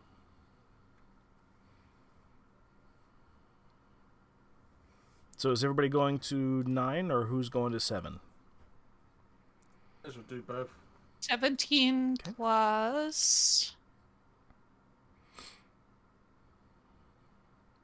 investigation +1, so 18. Okay. Alrighty. With that, Violet, in room 9 there, that's the Kobold Shrine. Pardon me. This chamber occupies the northern tower of the castle. A stone altar stands in the middle of the room, covered with blood-stained black cloth. Golden ritual implements, a chalice, a knife, a censer, are carefully arranged on top of this altar, with 2 archways to the south covered in heavy curtains. So you're basically looking at the altar with the chalice, the knife, and the censer. Think of the censer as Nothing like, else, though. Yeah, nothing else. Nothing else of interest. I think that maybe Herbert should check out this room a little more. That's just my gut. I don't know. It's my gut instinct. I don't think through. I just tell you. So yeah, basically everything else in the room not of any interest here. The only thing of interest is on the shrine of Kurtlemak. You see the golden implements, the chalice, the knife, and the dowsing rods. So take the dowsing rods. I thought we already did though. Yeah. No. Actually, I think you took you took the dowsing rods, but you left the chalice and the knife. Yeah. So I would. Those. No. Oh, okay. Because that's just asking for more shit to happen to us. Let's not try to kill everybody. Graham, are you taking the chalice and the knife? I'm gonna roll religion. Okay. I'm gonna roll religion to figure out what's going on with all this crap. Could be a nice knife. Might be a decent weapon. 7. You don't know much. You just know that this is a shrine to Kurtlemak, which is essentially the lost and forgotten god of the kobolds. Thanks for telling me everything I already know. All right. That's what you get with a 5, asshole.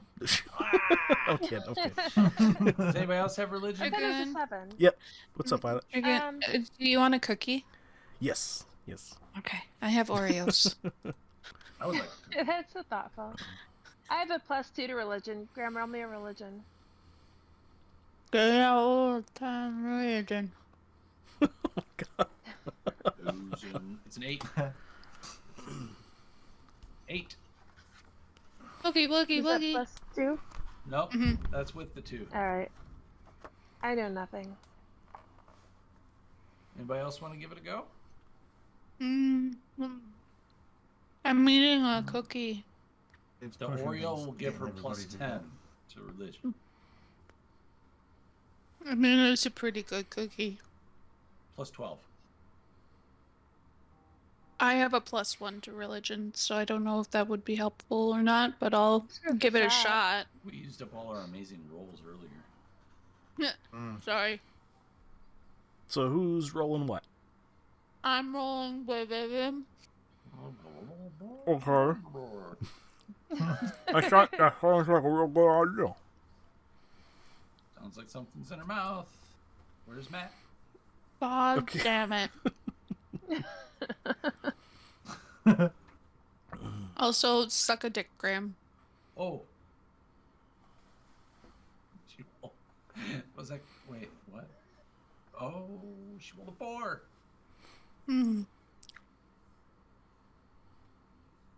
There's one person left in this group that can roll.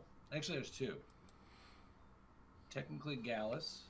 And Gallus might be a good one. No. Yeah, let's Yeah. Gallus roll a religion here. And Gallus. And Gallus, roll your die. Herbert, you don't get a cookie. Gallus rolled a 7 + 1 is an 8. And I did it on stream. We are doomed. Minnow, can you roll? I got only get faith. -2 on religion. He's gonna roll Oh, no. 20. He's gonna roll 20. Oh, go on, let's have a look, see what it gets then. I'll hit the button. The button. Why is it not rolling? You gotta move it around. massage the button.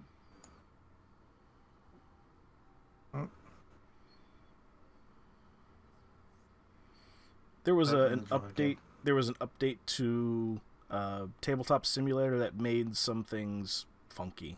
Well, it was working earlier. Let's grab a different strip. Oh, that's broken. Mine works. Oh, hold on. Now I've done 2. Take the first one, whichever it says. Oh. 2. Okay. -2 is 0. Oh my gosh. With all your guys' roles, you just have a general knowledge and general lore that that this is the lost god of Kurtlemak. You just know that the kobolds, basically worship Kurtlemak. Old mythical legend basically speaks of how Kurtlemak served as Tiamat's vassals in the Nine Hells until. What's that even mean? And then he played a trick on him, and then he was cast into the shadowy depths of the ether or whatever. So there you go. Yeah. My guess is that we have to put a ball sack inside the chalice, and then we have to then skewer someone on the knife. I suggest that what we do is we decapitate the altar, and we check for valuable gemstones within the hollow statue. What if it's like a chocolate bunny and it's hollow on the inside and there's gems inside? Yeah. No. Yeah. But what if we incur the wrath of another god? I don't think. What if we lick its nose? No. Let's not do that. I'm going to pull my pants down and rub my butt. No. What are you going to do? Go ahead, Graham. I'm going to pull my pants down and put my scrotum in the chalice. Can you please try to remember that there's a small child sitting next to you? I'm gonna put my cupping in the cup. I'm gonna put my rubber bouncy ball in the chalice. Okay. The super ball. How's that? As it's quite ample, it knocks over the chalice. Nothing happens. I thought it was going to go. Sacrifices accepted. Yeah, right. That would probably solve a lot of issues. I don't know what to do here. Now, you guys have done a religion check to go ahead and find out what's religious about this. No, but history check. Nobody's done any type of just general investigation. Arcana. Oh. or Arcana, by the way. What about history? What the heck is with these rolls? Connie, you want to try investigation? Yeah. Or Arcana? Investigation +4. All right, I'm gonna roll this dice right here. Hopefully this will be better. That was a 9 plus 4. That's 13 for investigation. Okay. Mhm. And that, what was the total on that? Connie's 13. was 13. Okay. Alrighty. And Violet, you had a 14. +1 for investigation. Okay. Alrighty. You're able to see that the cup is just a ceremonial, more for like drinking and offering, wine and stuff like that to Kurtleback. It now is a testicle shrine, a testicle cup, for offering testicles ceremoniously. Oh no, it's an athletic cup. Yep. As you look at the knife on the altar, you're able to see a couple of notches in its handle there. The knife is it's a Chris knife from what you're able to determine, and it's got 3 notches on its handle. Oh, actually, hold on. Hold that thought. It has... Pardon me. 4 notches on its handle. So we have to do something 4 times. Or it could be for his fingers. He doesn't have fingers. He has The statue stubs. does. He has Well, stubs. yeah. Nubs? Yep, I can tell I'm doing my job correctly here because somehow I've instilled fear into you guys that nobody wants to pick up items in the game no more. Yes. Oh, I'll pick it up. Especially after, like, the whole Dirty Sanchez thing. Like, yes, I am scared. Thank you. You want me to pick up the knife? I mean, nothing else bad will happen to you. Minnow, are Wait Here a you you minute. go. We don't know that. Wait we a don't minute. know that. Minnow, Wait a are you minute. picking up the knife, or Graham, are you who's? What if Dirty I don't Sanchez mind. really I is will. Colonel Mech? Oh, that could be. He was That naughty. would Graham make wants to sense do it, if and you we locked can him do in the Yeah. castle. Minnow, do you want to touch this Chris knife, or do you Thank want me to you. touch Chris knife? Yeah, I'll Later, touch the please. knife. It doesn't bother me. Okay, touch it with your pinky finger. Oh, I'm just going to grab it. Oh, okay. Okay.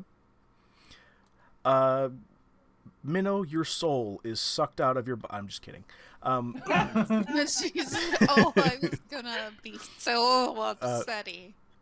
This is a knife known as the Assassin's Bane. Just parting the kimono here. Just I'll imagine that you study it for a little bit and jog some type of memory here. That the this knife is called the Assassin's Bane. This dagger was a vicious dagger keeps a pristine edge. It was forged by a lone hermit to be the tool used in an assassination of a benevolent king.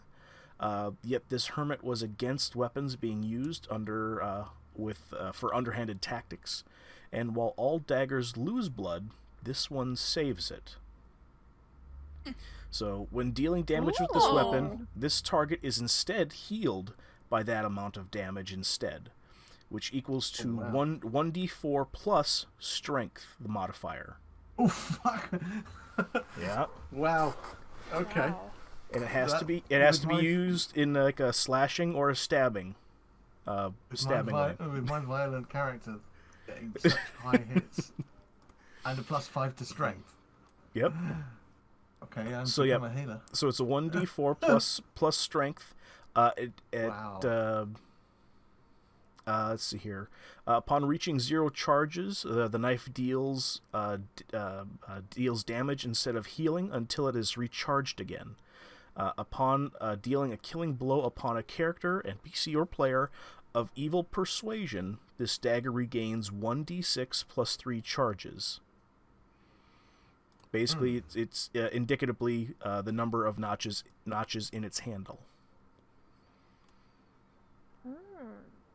And I take that back. I wrote notes in here because I rolled originally. It doesn't have 4 notches in the handle. It actually has 6 notches in the handle. You're a hand. So yeah, I will post this into D&D. I will create a custom item in D&D Beyond and have it on the character sheet. So now you are now in possession of the Assassin's Bane. Right. That's exciting. Awesome. Put that in the description.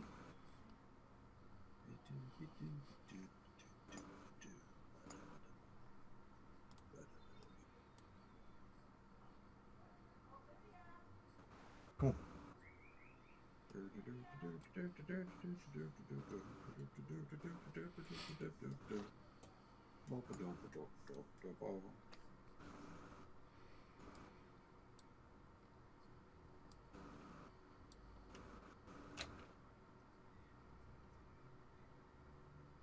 So what now?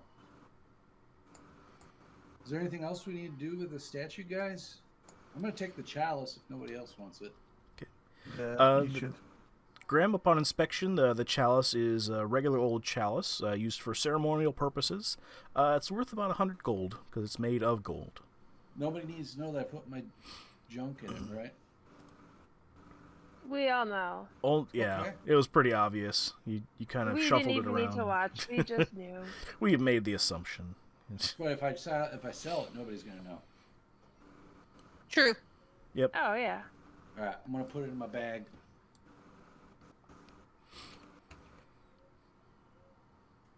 Okay, what are you guys doing next? Go into the next room. Get Yes, an go to airship. 7. I want to get an airship.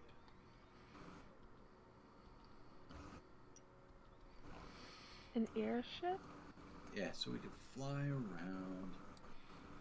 Okay. Good luck. Alrighty. Alright, I'll roll investigation in room 7. Okay.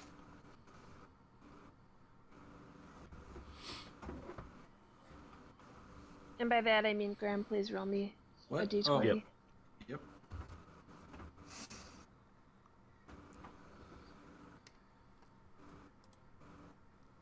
What were we rolling for?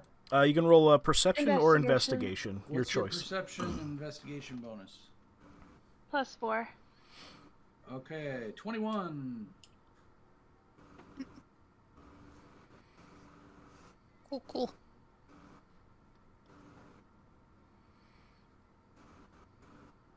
Dragoon. Yes. I rolled a 21. 21. Oh, you rolled a 21? Sorry, I Yes. was looking at Graham's thingy. Wow, that'll take a while. Yeah, I had to go over it with a fine-tooth comb. I'm kidding.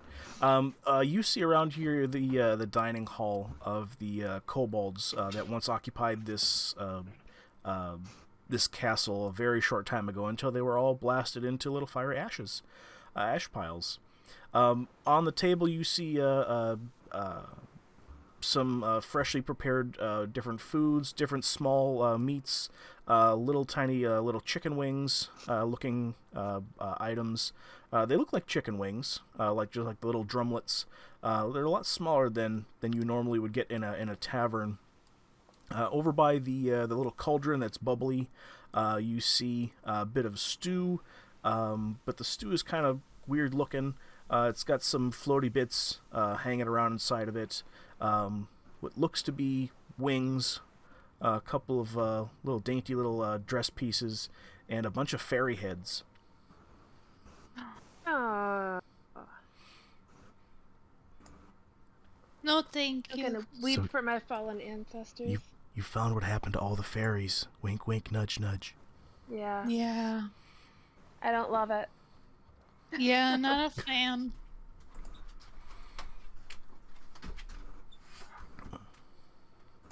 So yeah, that's what you guys mainly find in this room here. You got the just a little potbelly stove over in the corner here, a small little fire here, and some wood in the corner. But outside of that, that's about it here. Alright. Do we want to grab some food for our friend in the back? I'm not eating fairy head soup. No, not you. Or serving Like- it. I'm not serving fairy No. head soup. It's No, the glowing stuff, green the as stuff well, on by the the way. no, it's the stuff on the table with the little drumlets and stuff, just in case he gets hungry. We can do that. Little Gundren Rock Seeker guy. Where's their food in the room?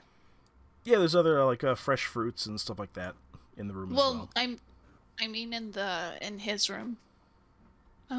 In where looks Gundren like- is at? Yeah. Yeah, there's no food in there.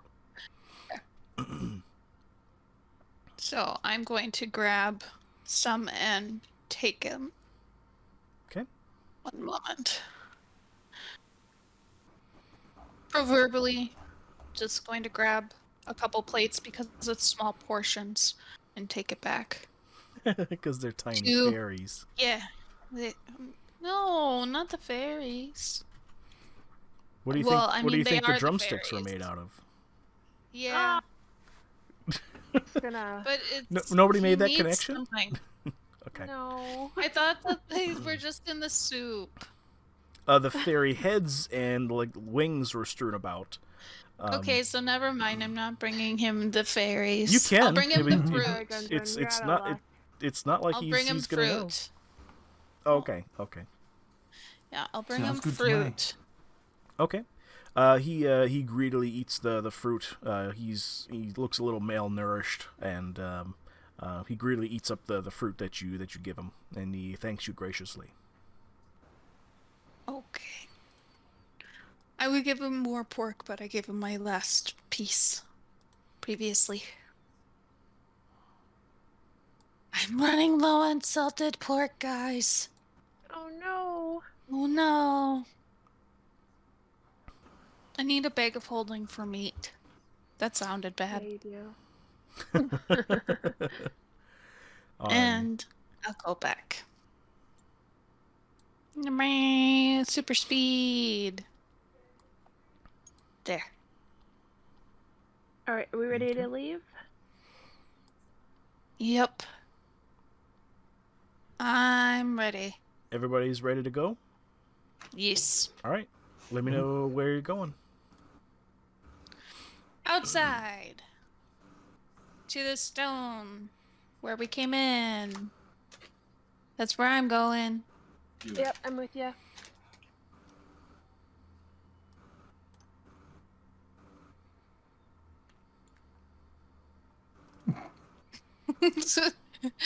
Boys, are you coming out to the stone too? Well, I'm trying to make it so we know that they're not alive. There. Here, I'll delete the children. Fetus deletus. Okay. There we go. As you guys all... I wish from miles apart to fly with dragons and a land apart. And then they made a giant I like it. Okay. As you guys go hop onto the stone, all the glowiness is gone that you guys previously remember.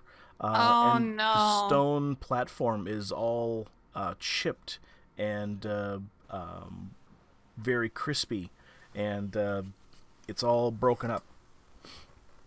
Uh-oh. Do we take the cauldron and dump it on the rocks? I feel like we should. Okay. I go back and grab it and then return. And before dumping it, I say I apologize for your death, but please help us this one last time. Okay. You pour the cauldron of fairy parts and dinner stew bits onto the stone teleportation part, and the liquid from the glowy bits of the fairies seep into the stone. The stone starts to kind of flicker a little bit, but then it goes out. You're left with nothing but fairy heads and wings and bits and pieces of their innards that wouldn't strain through the bits of rock. I have an idea. All right, I'm going to bend over on top of one of the fairy heads and fart on it. No. I pick up the pieces and bury them near... Is there, like, a good tree or something nearby? It's odd that you say that here. Let me look at my description here. All around you, for as far as the eye can see here, you see nothing but desolate, scorched earth, regardless of any direction that you see here. My character is going to raise his hand and wait to be called on. Herbert. You have something to So- share with the class? I have to go poo. Can I go behind this? I'm going to go over here. Poo behind Okay. Okay. So I look to... So let Connie? me ask you guys this here: where do you guys want to go? Not here. Yeah. Well, we should probably go back and bring the remains to the family. I agree. Because otherwise they're gonna be, like, super, super worried. Like, yes, they're gonna be, like, crushed, but we also don't want them to worry and then have them worry for so long. Like, that's not good for a person. If we kill them, they won't have to worry. Oh my goodness. And we could feed them to the book. When did you become aligned evil? Just saying, it's a possibility. They're sad. Let's just murder them. Hey guys, I didn't bring any toilet paper. One of you guys bring me some? Use some dried leaves. Graham, there's no dried leaves. There's desolate, scorched earth as far as the eye can see, regardless of like a dog. All right, well, I'm going to pick up some dirt from the ground and rub it into my butt and hope that helps. Going to jam pack it in there. It's going to be like, oh my god. I'm pounding in it. I'm pounding sand. Sit on the ground and scoot along like a... You're expressing your Sit on the ground and scoot, I'm going to do like a dog does with an itchy bottom and just drag it across all the way back to you guys. It's I'm expressing just expressing its glands. Here, actually, grab a pen here real quick and have a brown streak across the... Yep, exactly.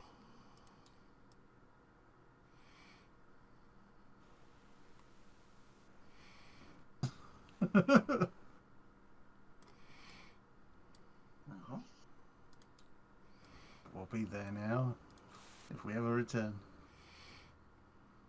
Okay. Herbert leaves a brown streak through the desolate earth, and his bottom feels very scratchy, but clean enough. Good. So you guys want to go back to Phandalin? Is that your guys' destination at this point? Yes. Yeah. Okay. Alrighty. At this point here, we're going to be doing group checks. We did one of these here before, so it's kind of going to work the same way here. Getting your guys' bearings and navigating, basically walking distance-wise, from where you guys are currently at back to Phandalin. We're going to do a series of checks. There's going to be 5 checks, and each one of the party needs to go ahead and roll specific DC or higher as to what you guys are going to specifically do to help the party navigate back to Phandalin. Oh, like what we did when we were leaving the... So basically, you guys are basically walking out at this point here. I got those divining rods. Oh yeah. Okay. Do that. So Graham, tell me what you're going to be doing with with those rods. How are you going to help the party to help navigate back to Phandalin? Well, post guys to water, right? Or ghosts. One or the other. Yeah, dosing for water. So, I'm going to take a guess here and say that there was a lot of people that died from feces overdose in Phandalin. It was a thing back in the day.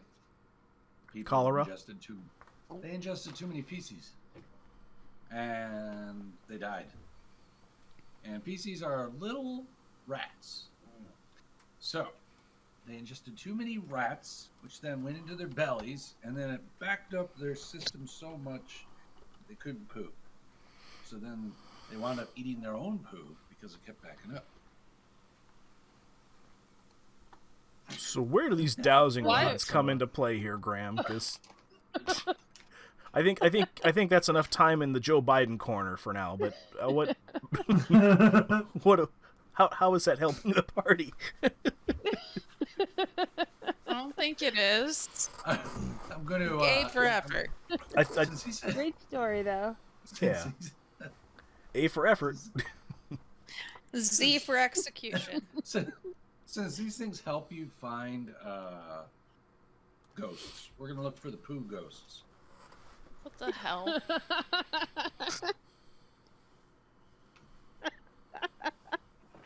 Oh my god. And where do these poo ghosts exist? Are you talking about Pugos in Phandalin? Pugos from Phandalin. Yeah. Okay. So let me lore this out here. Basically, when the orcs originally, 500, to 1,000 years ago, they went ahead and slaughtered everybody in Phandalin, covering up, Wave Echo Cave and the giant place there. All their ghosts are basically wandering around, and you're trying to navigate back to Phandalin using these rods. Yeah, but we're going for the Pugos because these are the people that died from feces overdose. Okay. I don't see how that doesn't exist, Graham. There's no poo ghosts in Phandalin. Well, If can we make it happen? No. I mean, I'll let you roll for it, but I'm going to ask that you do it at disadvantage. No. But he was so creative.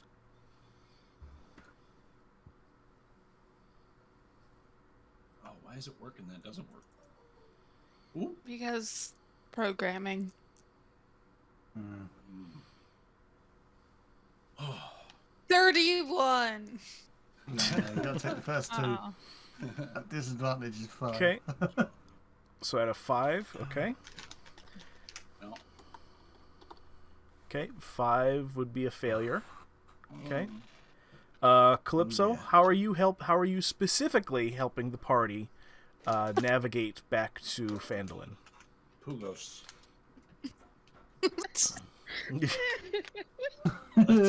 I want this lore to happen. Somebody help me.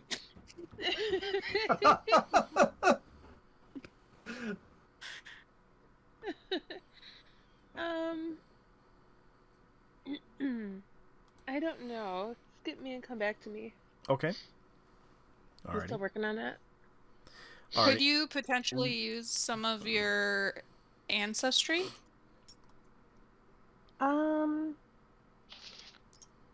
some guidance? See. Of things Try to and look for? hold a seance? Well, kind of. To get some direction. Okay, sorry, No, it's not a bad idea. I just don't know how to do that. Could I use, a religion roll or something to try and speak to the Fae?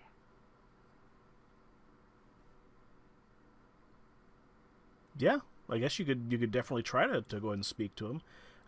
What is it? How would that help the party? To find out how to use the, if there's a way to restore the transporter. Or the portal. At this point here, basically the portal is broken, busted, beyond repair. I'll give that to you. Or directions. Yeah. On which route to go. Right. Basically, you're trying to go ahead and help the party navigate. So whether that be navigating by the stars, by the sun. Wait, I have something for navigation. Okay. I know on somebody's character sheet it always tells them which direction is north. Wink, wink, nudge, nudge, whoever that is. I don't think that's me.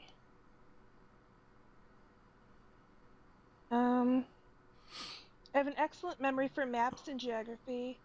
I can always recall the general layout of terrain, settlements, or other features around me. I can find food and fresh water for myself and up to 5 other people each day.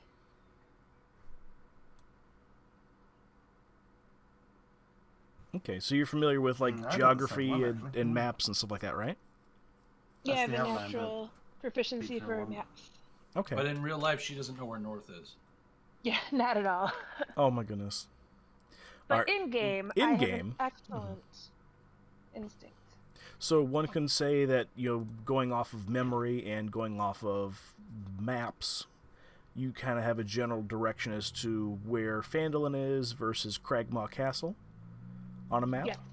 Okay. Yes, definitely. And I would say, just kind of trying to help you out here, Connie, is that the sun is setting. Okay, So well, that way is the west. Okay. Therefore, this is north, south, and east. Okay. I know which way to go, guys. I just didn't know how to get there. Okay. All right, Connie, go ahead and then roll. Let's see here. What would be a navigator? Let's see here. Nature? Whichever one's higher. Survival, Nature. yeah. Yeah, whichever one is Survival. higher, probably. The Bible? All right. Survival. Oh. Yeah, the Bible. Graham, roll a Bible. Okay. Here goes the Bible.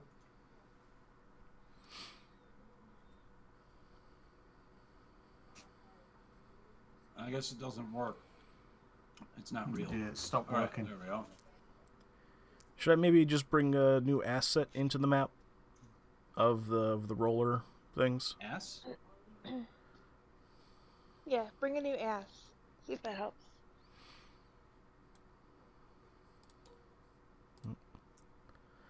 Hold on. Okay, I rolled a 7. What's your bonus? +4. 11. Okay. So an 11, right? Yep. Okay, that would be another failure. Ooh. I told you guys. Did I try rolling nature? Who ghosts? Who made that symbol? I was bringing another roller strip here to see if it would. Ooh, he's stripping for us. Okay, so that one works. Cool.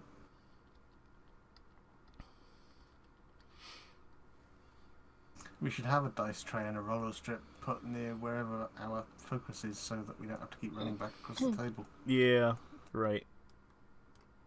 Here, let me grab this here. I'll move it a little closer. Ooh, I heard some Galus in there. It is Gallus, you little buckethead. Gallus is gonna go next here. Let me see here. Gallus, what has he got for... I'm going to whisper to Gallus and say, don't forget about the poo ghosts.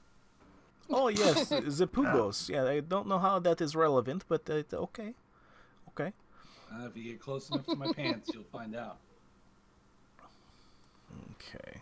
Let's see. Does Gallus have anything that would help with navigation here? He's good at medicine. He's good at deception, persuasion, sleight of hand. Let's see. What else could he do? Any magic that can help me wipe my butt?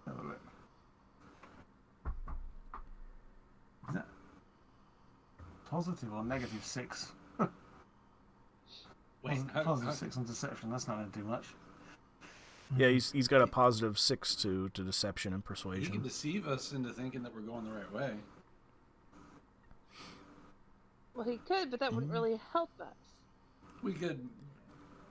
yeah, Gallus is going to do a nature roll here. he could deceive the DM into thinking that poo ghosts exist. Okay. I know you believe in the poo ghost, but it's not ectoplasm in your shorts, you know. Yeah. Yeah.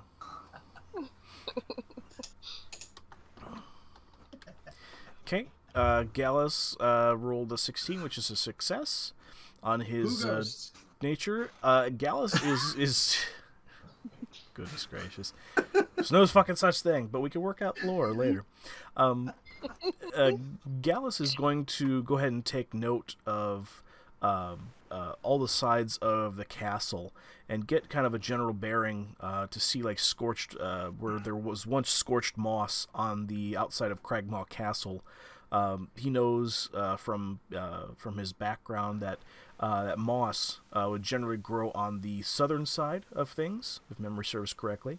And he says, "Oh, guys, it is Phandalin would be this way, according to my map and navigation bits and pieces. Come this way." Okay, both in-game and out-of-game moss grows on the north side of the tree. Is it north? I thought it was south. Yeah. The south Google is where it's going to be Yeah. a lot more sun. No. Well, Moss grows more in the dark. Depends if, unless you're in the southern hemisphere, then it switches. Oh yes, Ooh, good point. my history. I must be mistaken. It is the other way around. Yeah, north side of the trees.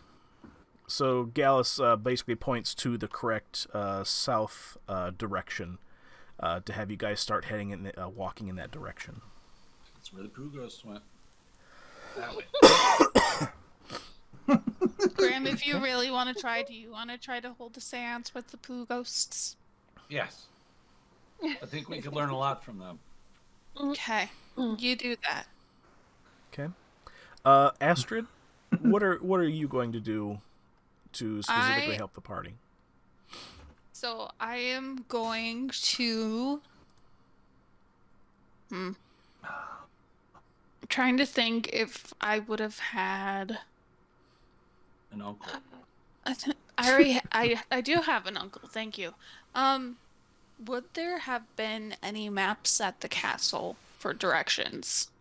You guys all, as part of your adventure packs, you would have had those maps essentially just as a general guide. I would imagine in your pockets, so everybody would essentially have a map For the specific plane? for this plane of existence. Yes. Yes. Okay. So I will take out my map and try to. What would that be for navigation? You could probably get away with nature. Okay. Nature or survival. Yeah, Not nurture. Right. Okay. And +1. So you got a 19. That is Yep. definitely a success. Yay! Give me a second here. I'm notating these successes and failures down. I like the success. Okay. Violet, using your background there, you're able to further navigate. What did you do again? My apologies here. I was concentrating on outcomes here. So I used the map and investigated the map and tried to use the map with the geographic location to keep us moving in the right direction. Okay. Alrighty. And follow the green stuff and butterflies. Yep. Following the green stuff and the butterflies, you're able to go ahead and navigate using like Maps. general landmarks and topography from the map, knowing where hills generally would be at, and helping the party navigate. And the butterflies. And the butterflies, for whatever reason. Yeah. Butterflies. It was because Harry Potter is like, why couldn't it be follow the butterflies? You're a wizard. Why does it have to be follow the spiders? All right, and Minnow, what are you doing Right. specifically to help the party navigate back to Phandalin? I'm thinking that if we come up against something that is an obstacle, like a sheer cliff that we'd have to climb up or down, or a chasm that we've got to get across, rather than being diverted and heading off in the wrong direction, I can use my athletics to jump over it, and with the ropes that come in our backpacks, we can get across it without getting lost by going too far in the wrong direction. With Okay. an athletics check, because I got +8 to athletics. Okay. Alrighty, go That ahead. sounds and, okay. That sounds good. That sounds good. Okay. What are you gonna roll with that? That's athletics, which is Oh, that's +8, right, okay. So 24. Okay. Okay. That is most successfully a Forward? success. Okay. Alrighty, so that would be out of the 5 checks there. That's 2 fails, 3 successes. So you guys are able to actually have it written down here.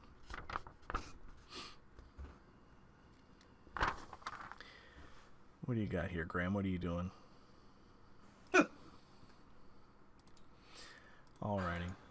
So with those successes here, as you guys use your different skills to navigate back to the direction of Phandalin, you guys make your way through the scorched earth that slowly transitions into kind of like sparse grasslands, that the grass gets thicker and thicker, and you start seeing as you head more and more south. What the fuck, Graham? Men's Health. As you guys work your way.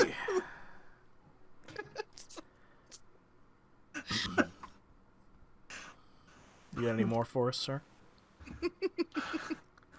This is very important content. Yeah. So you guys make your way through the scorched earth. You go through very sparse grasslands that you start to see as you guys navigate further and further away from Cragmaw Castle, that the vegetation starts to appear more and more often. When is it too far? Right about here would be nice. Yes. And as you guys proceed further and further south, you notice small saplings start to appear, larger saplings, larger trees, and as the basically you guys see and notice that the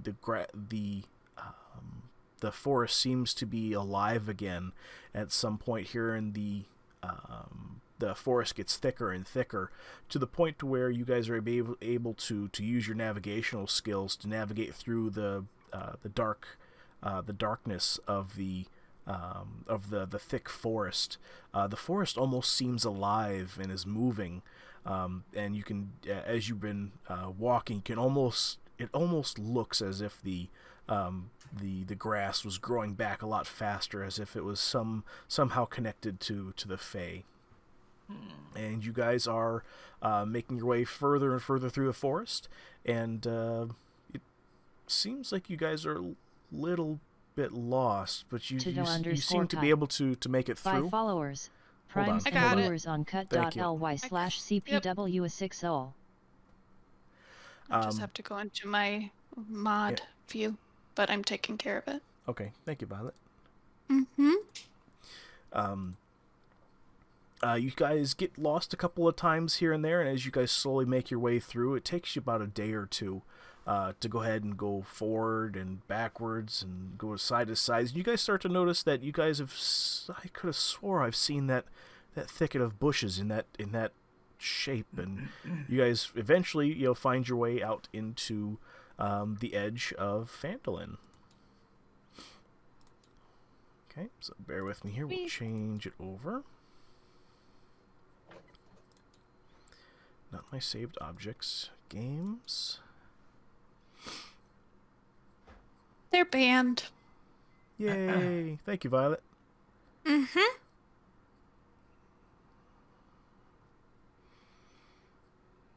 Happy to assist. Here, we'll just load session 14 instead here.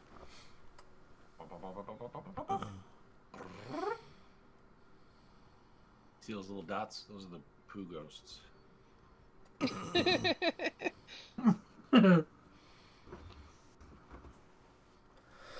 Wow, this is actually what it looks like when you loaded it.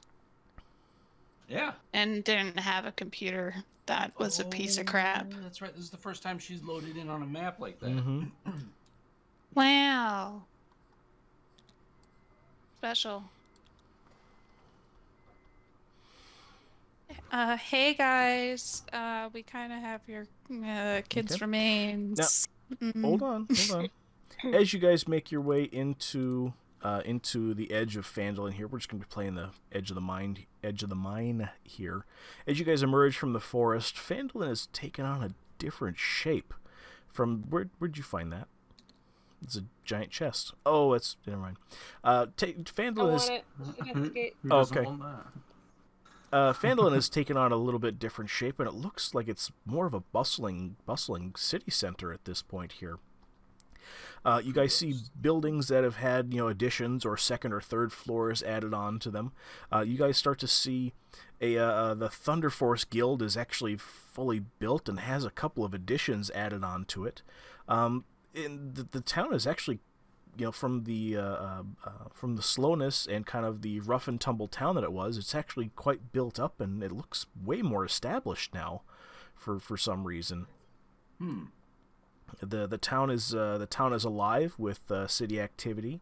You see the miners' exchange is doing business, fairly well, and so yeah.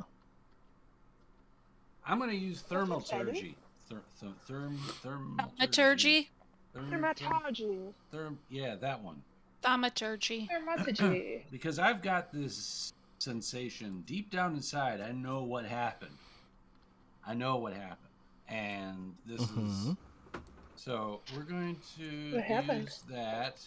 And I'm going to get closer to this building. Where's my body? The Pooh Ghost did it. Yeah, Pooh Ghost, gotcha. I'm trying to find you in the crowd. I don't know where you're at here. He has the orange. There you go, found you. There you go. All right, so with a booming voice, I make all the lights flicker, doors open and close, and the what are they called? Windows start flapping, kind of like the shutters. They go thwap, thwap, thwap, thwap, thwap, thwap. And there's this booming noise, and I go, Pooh Ghosts, I know you've been here. Beware. We tried to call you, but we were prevented from calling upon you. No, we were trying to this to town. reach you. We were trying to reach you. We were trying to reach you about your car's extended warranty. Yes. We would like to renew your warranty today. Call this number now. Okay. As your booming voice echoes throughout the town here, and the fires all are emblazoned and brighter, and all the windows and the shutters shake, and the shutters kind of flap back and forth. The townspeople they kind of all kind of scatter in a panic.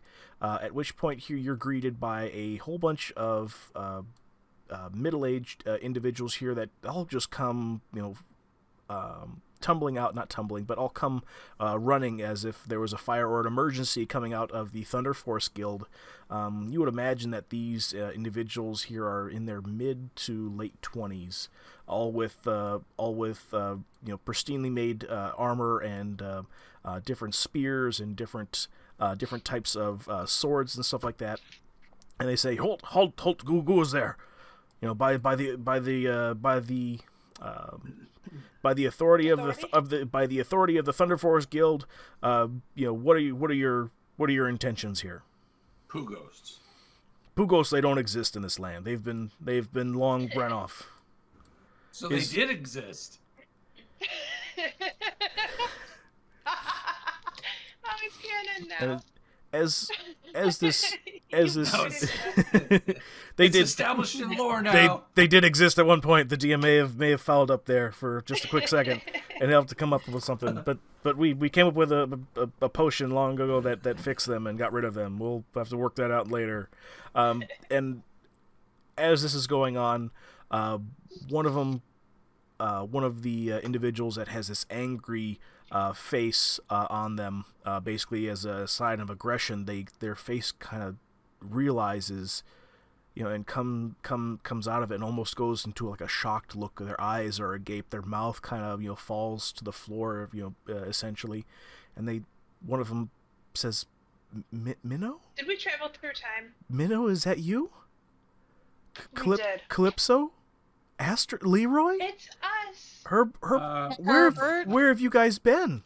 I know it's a lot to take What? in. It's called a pen pick. And one of the smaller children in the back, one of the children in the small in the back here that has the word has a little sash that says trainee with a spear, says, "It was the Pugos. They got him. The Pugos did it." And that's where we're gonna end it this evening. So did we travel through time, or did Vandalin travel through time? Bum bum bum. Where's Doc Brown? Sorry. Wait, Doc Now Brown we're and going to have to Pugos. go and find Charles Jr. and see, make sure that he isn't old age Oh and dead. no! Oh, what could have happened to the party? No! The party. No! Oh, no, the We'll Pugos have we'll leave that on a Hickok. fun little cliffhanger that I've been waiting for you guys to get to for the longest time. Again, thank you everybody for joining the stream. We're going to end it there. Here, I'll answer all the party's questions after the stream has gone out here. We are again not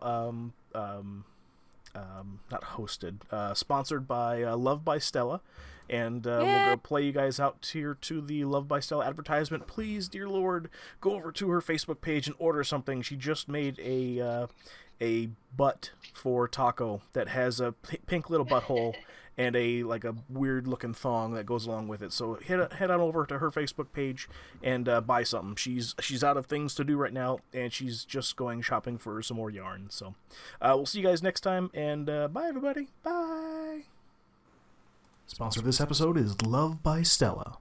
Hi there, guys and gals. I'm super excited about our sponsor because they make such cool crochet items and decorations that you are just not going to be able to live without. Got a new baby that's on their way into your family? Then check out this baby bonnet and booty set. How about this cool baby cocoon with hat and mittens? And for you new parents out there, how about a crochet sleepyhead? Just sleep with a sleepyhead for a few nights and lightly spritz it with your deodorant, perfume, or body spray so your baby will fall asleep faster and stay asleep longer with your smell. How about a Baby Yoda for your child or grandkids? Or even a Scooby-Doo dog for your child's forever home? And with winter on its way, Love by Stella also makes a cornucopia of blankets. And you know what? That's not all. Love by Stella also does custom designs. Take this kid's drawing, for example, that he did at school one day, for instance. Love by Stella made it into a full-sized best friend. Wreaths, coasters, beanies, dish scrubbies. Love by Stella does it all. Even custom unicorn pieces I can't show you on YouTube. Love by Stella even sent me this super warm beanie for my Chrome Dome, as well as this awesome Knight's Helmet beanie with movable face mask for super cold and windy days, or just some extra cosplay for your next D&D session. And it's all super easy to order. Just go to Facebook and search Love by Stella and scroll down to see all the different items she has to offer. You can even ask her a direct question through the messenger function, or even send her an email message directly. They're quick to respond, and they take pride in each and every one of their handmade products. And now, back to the episode.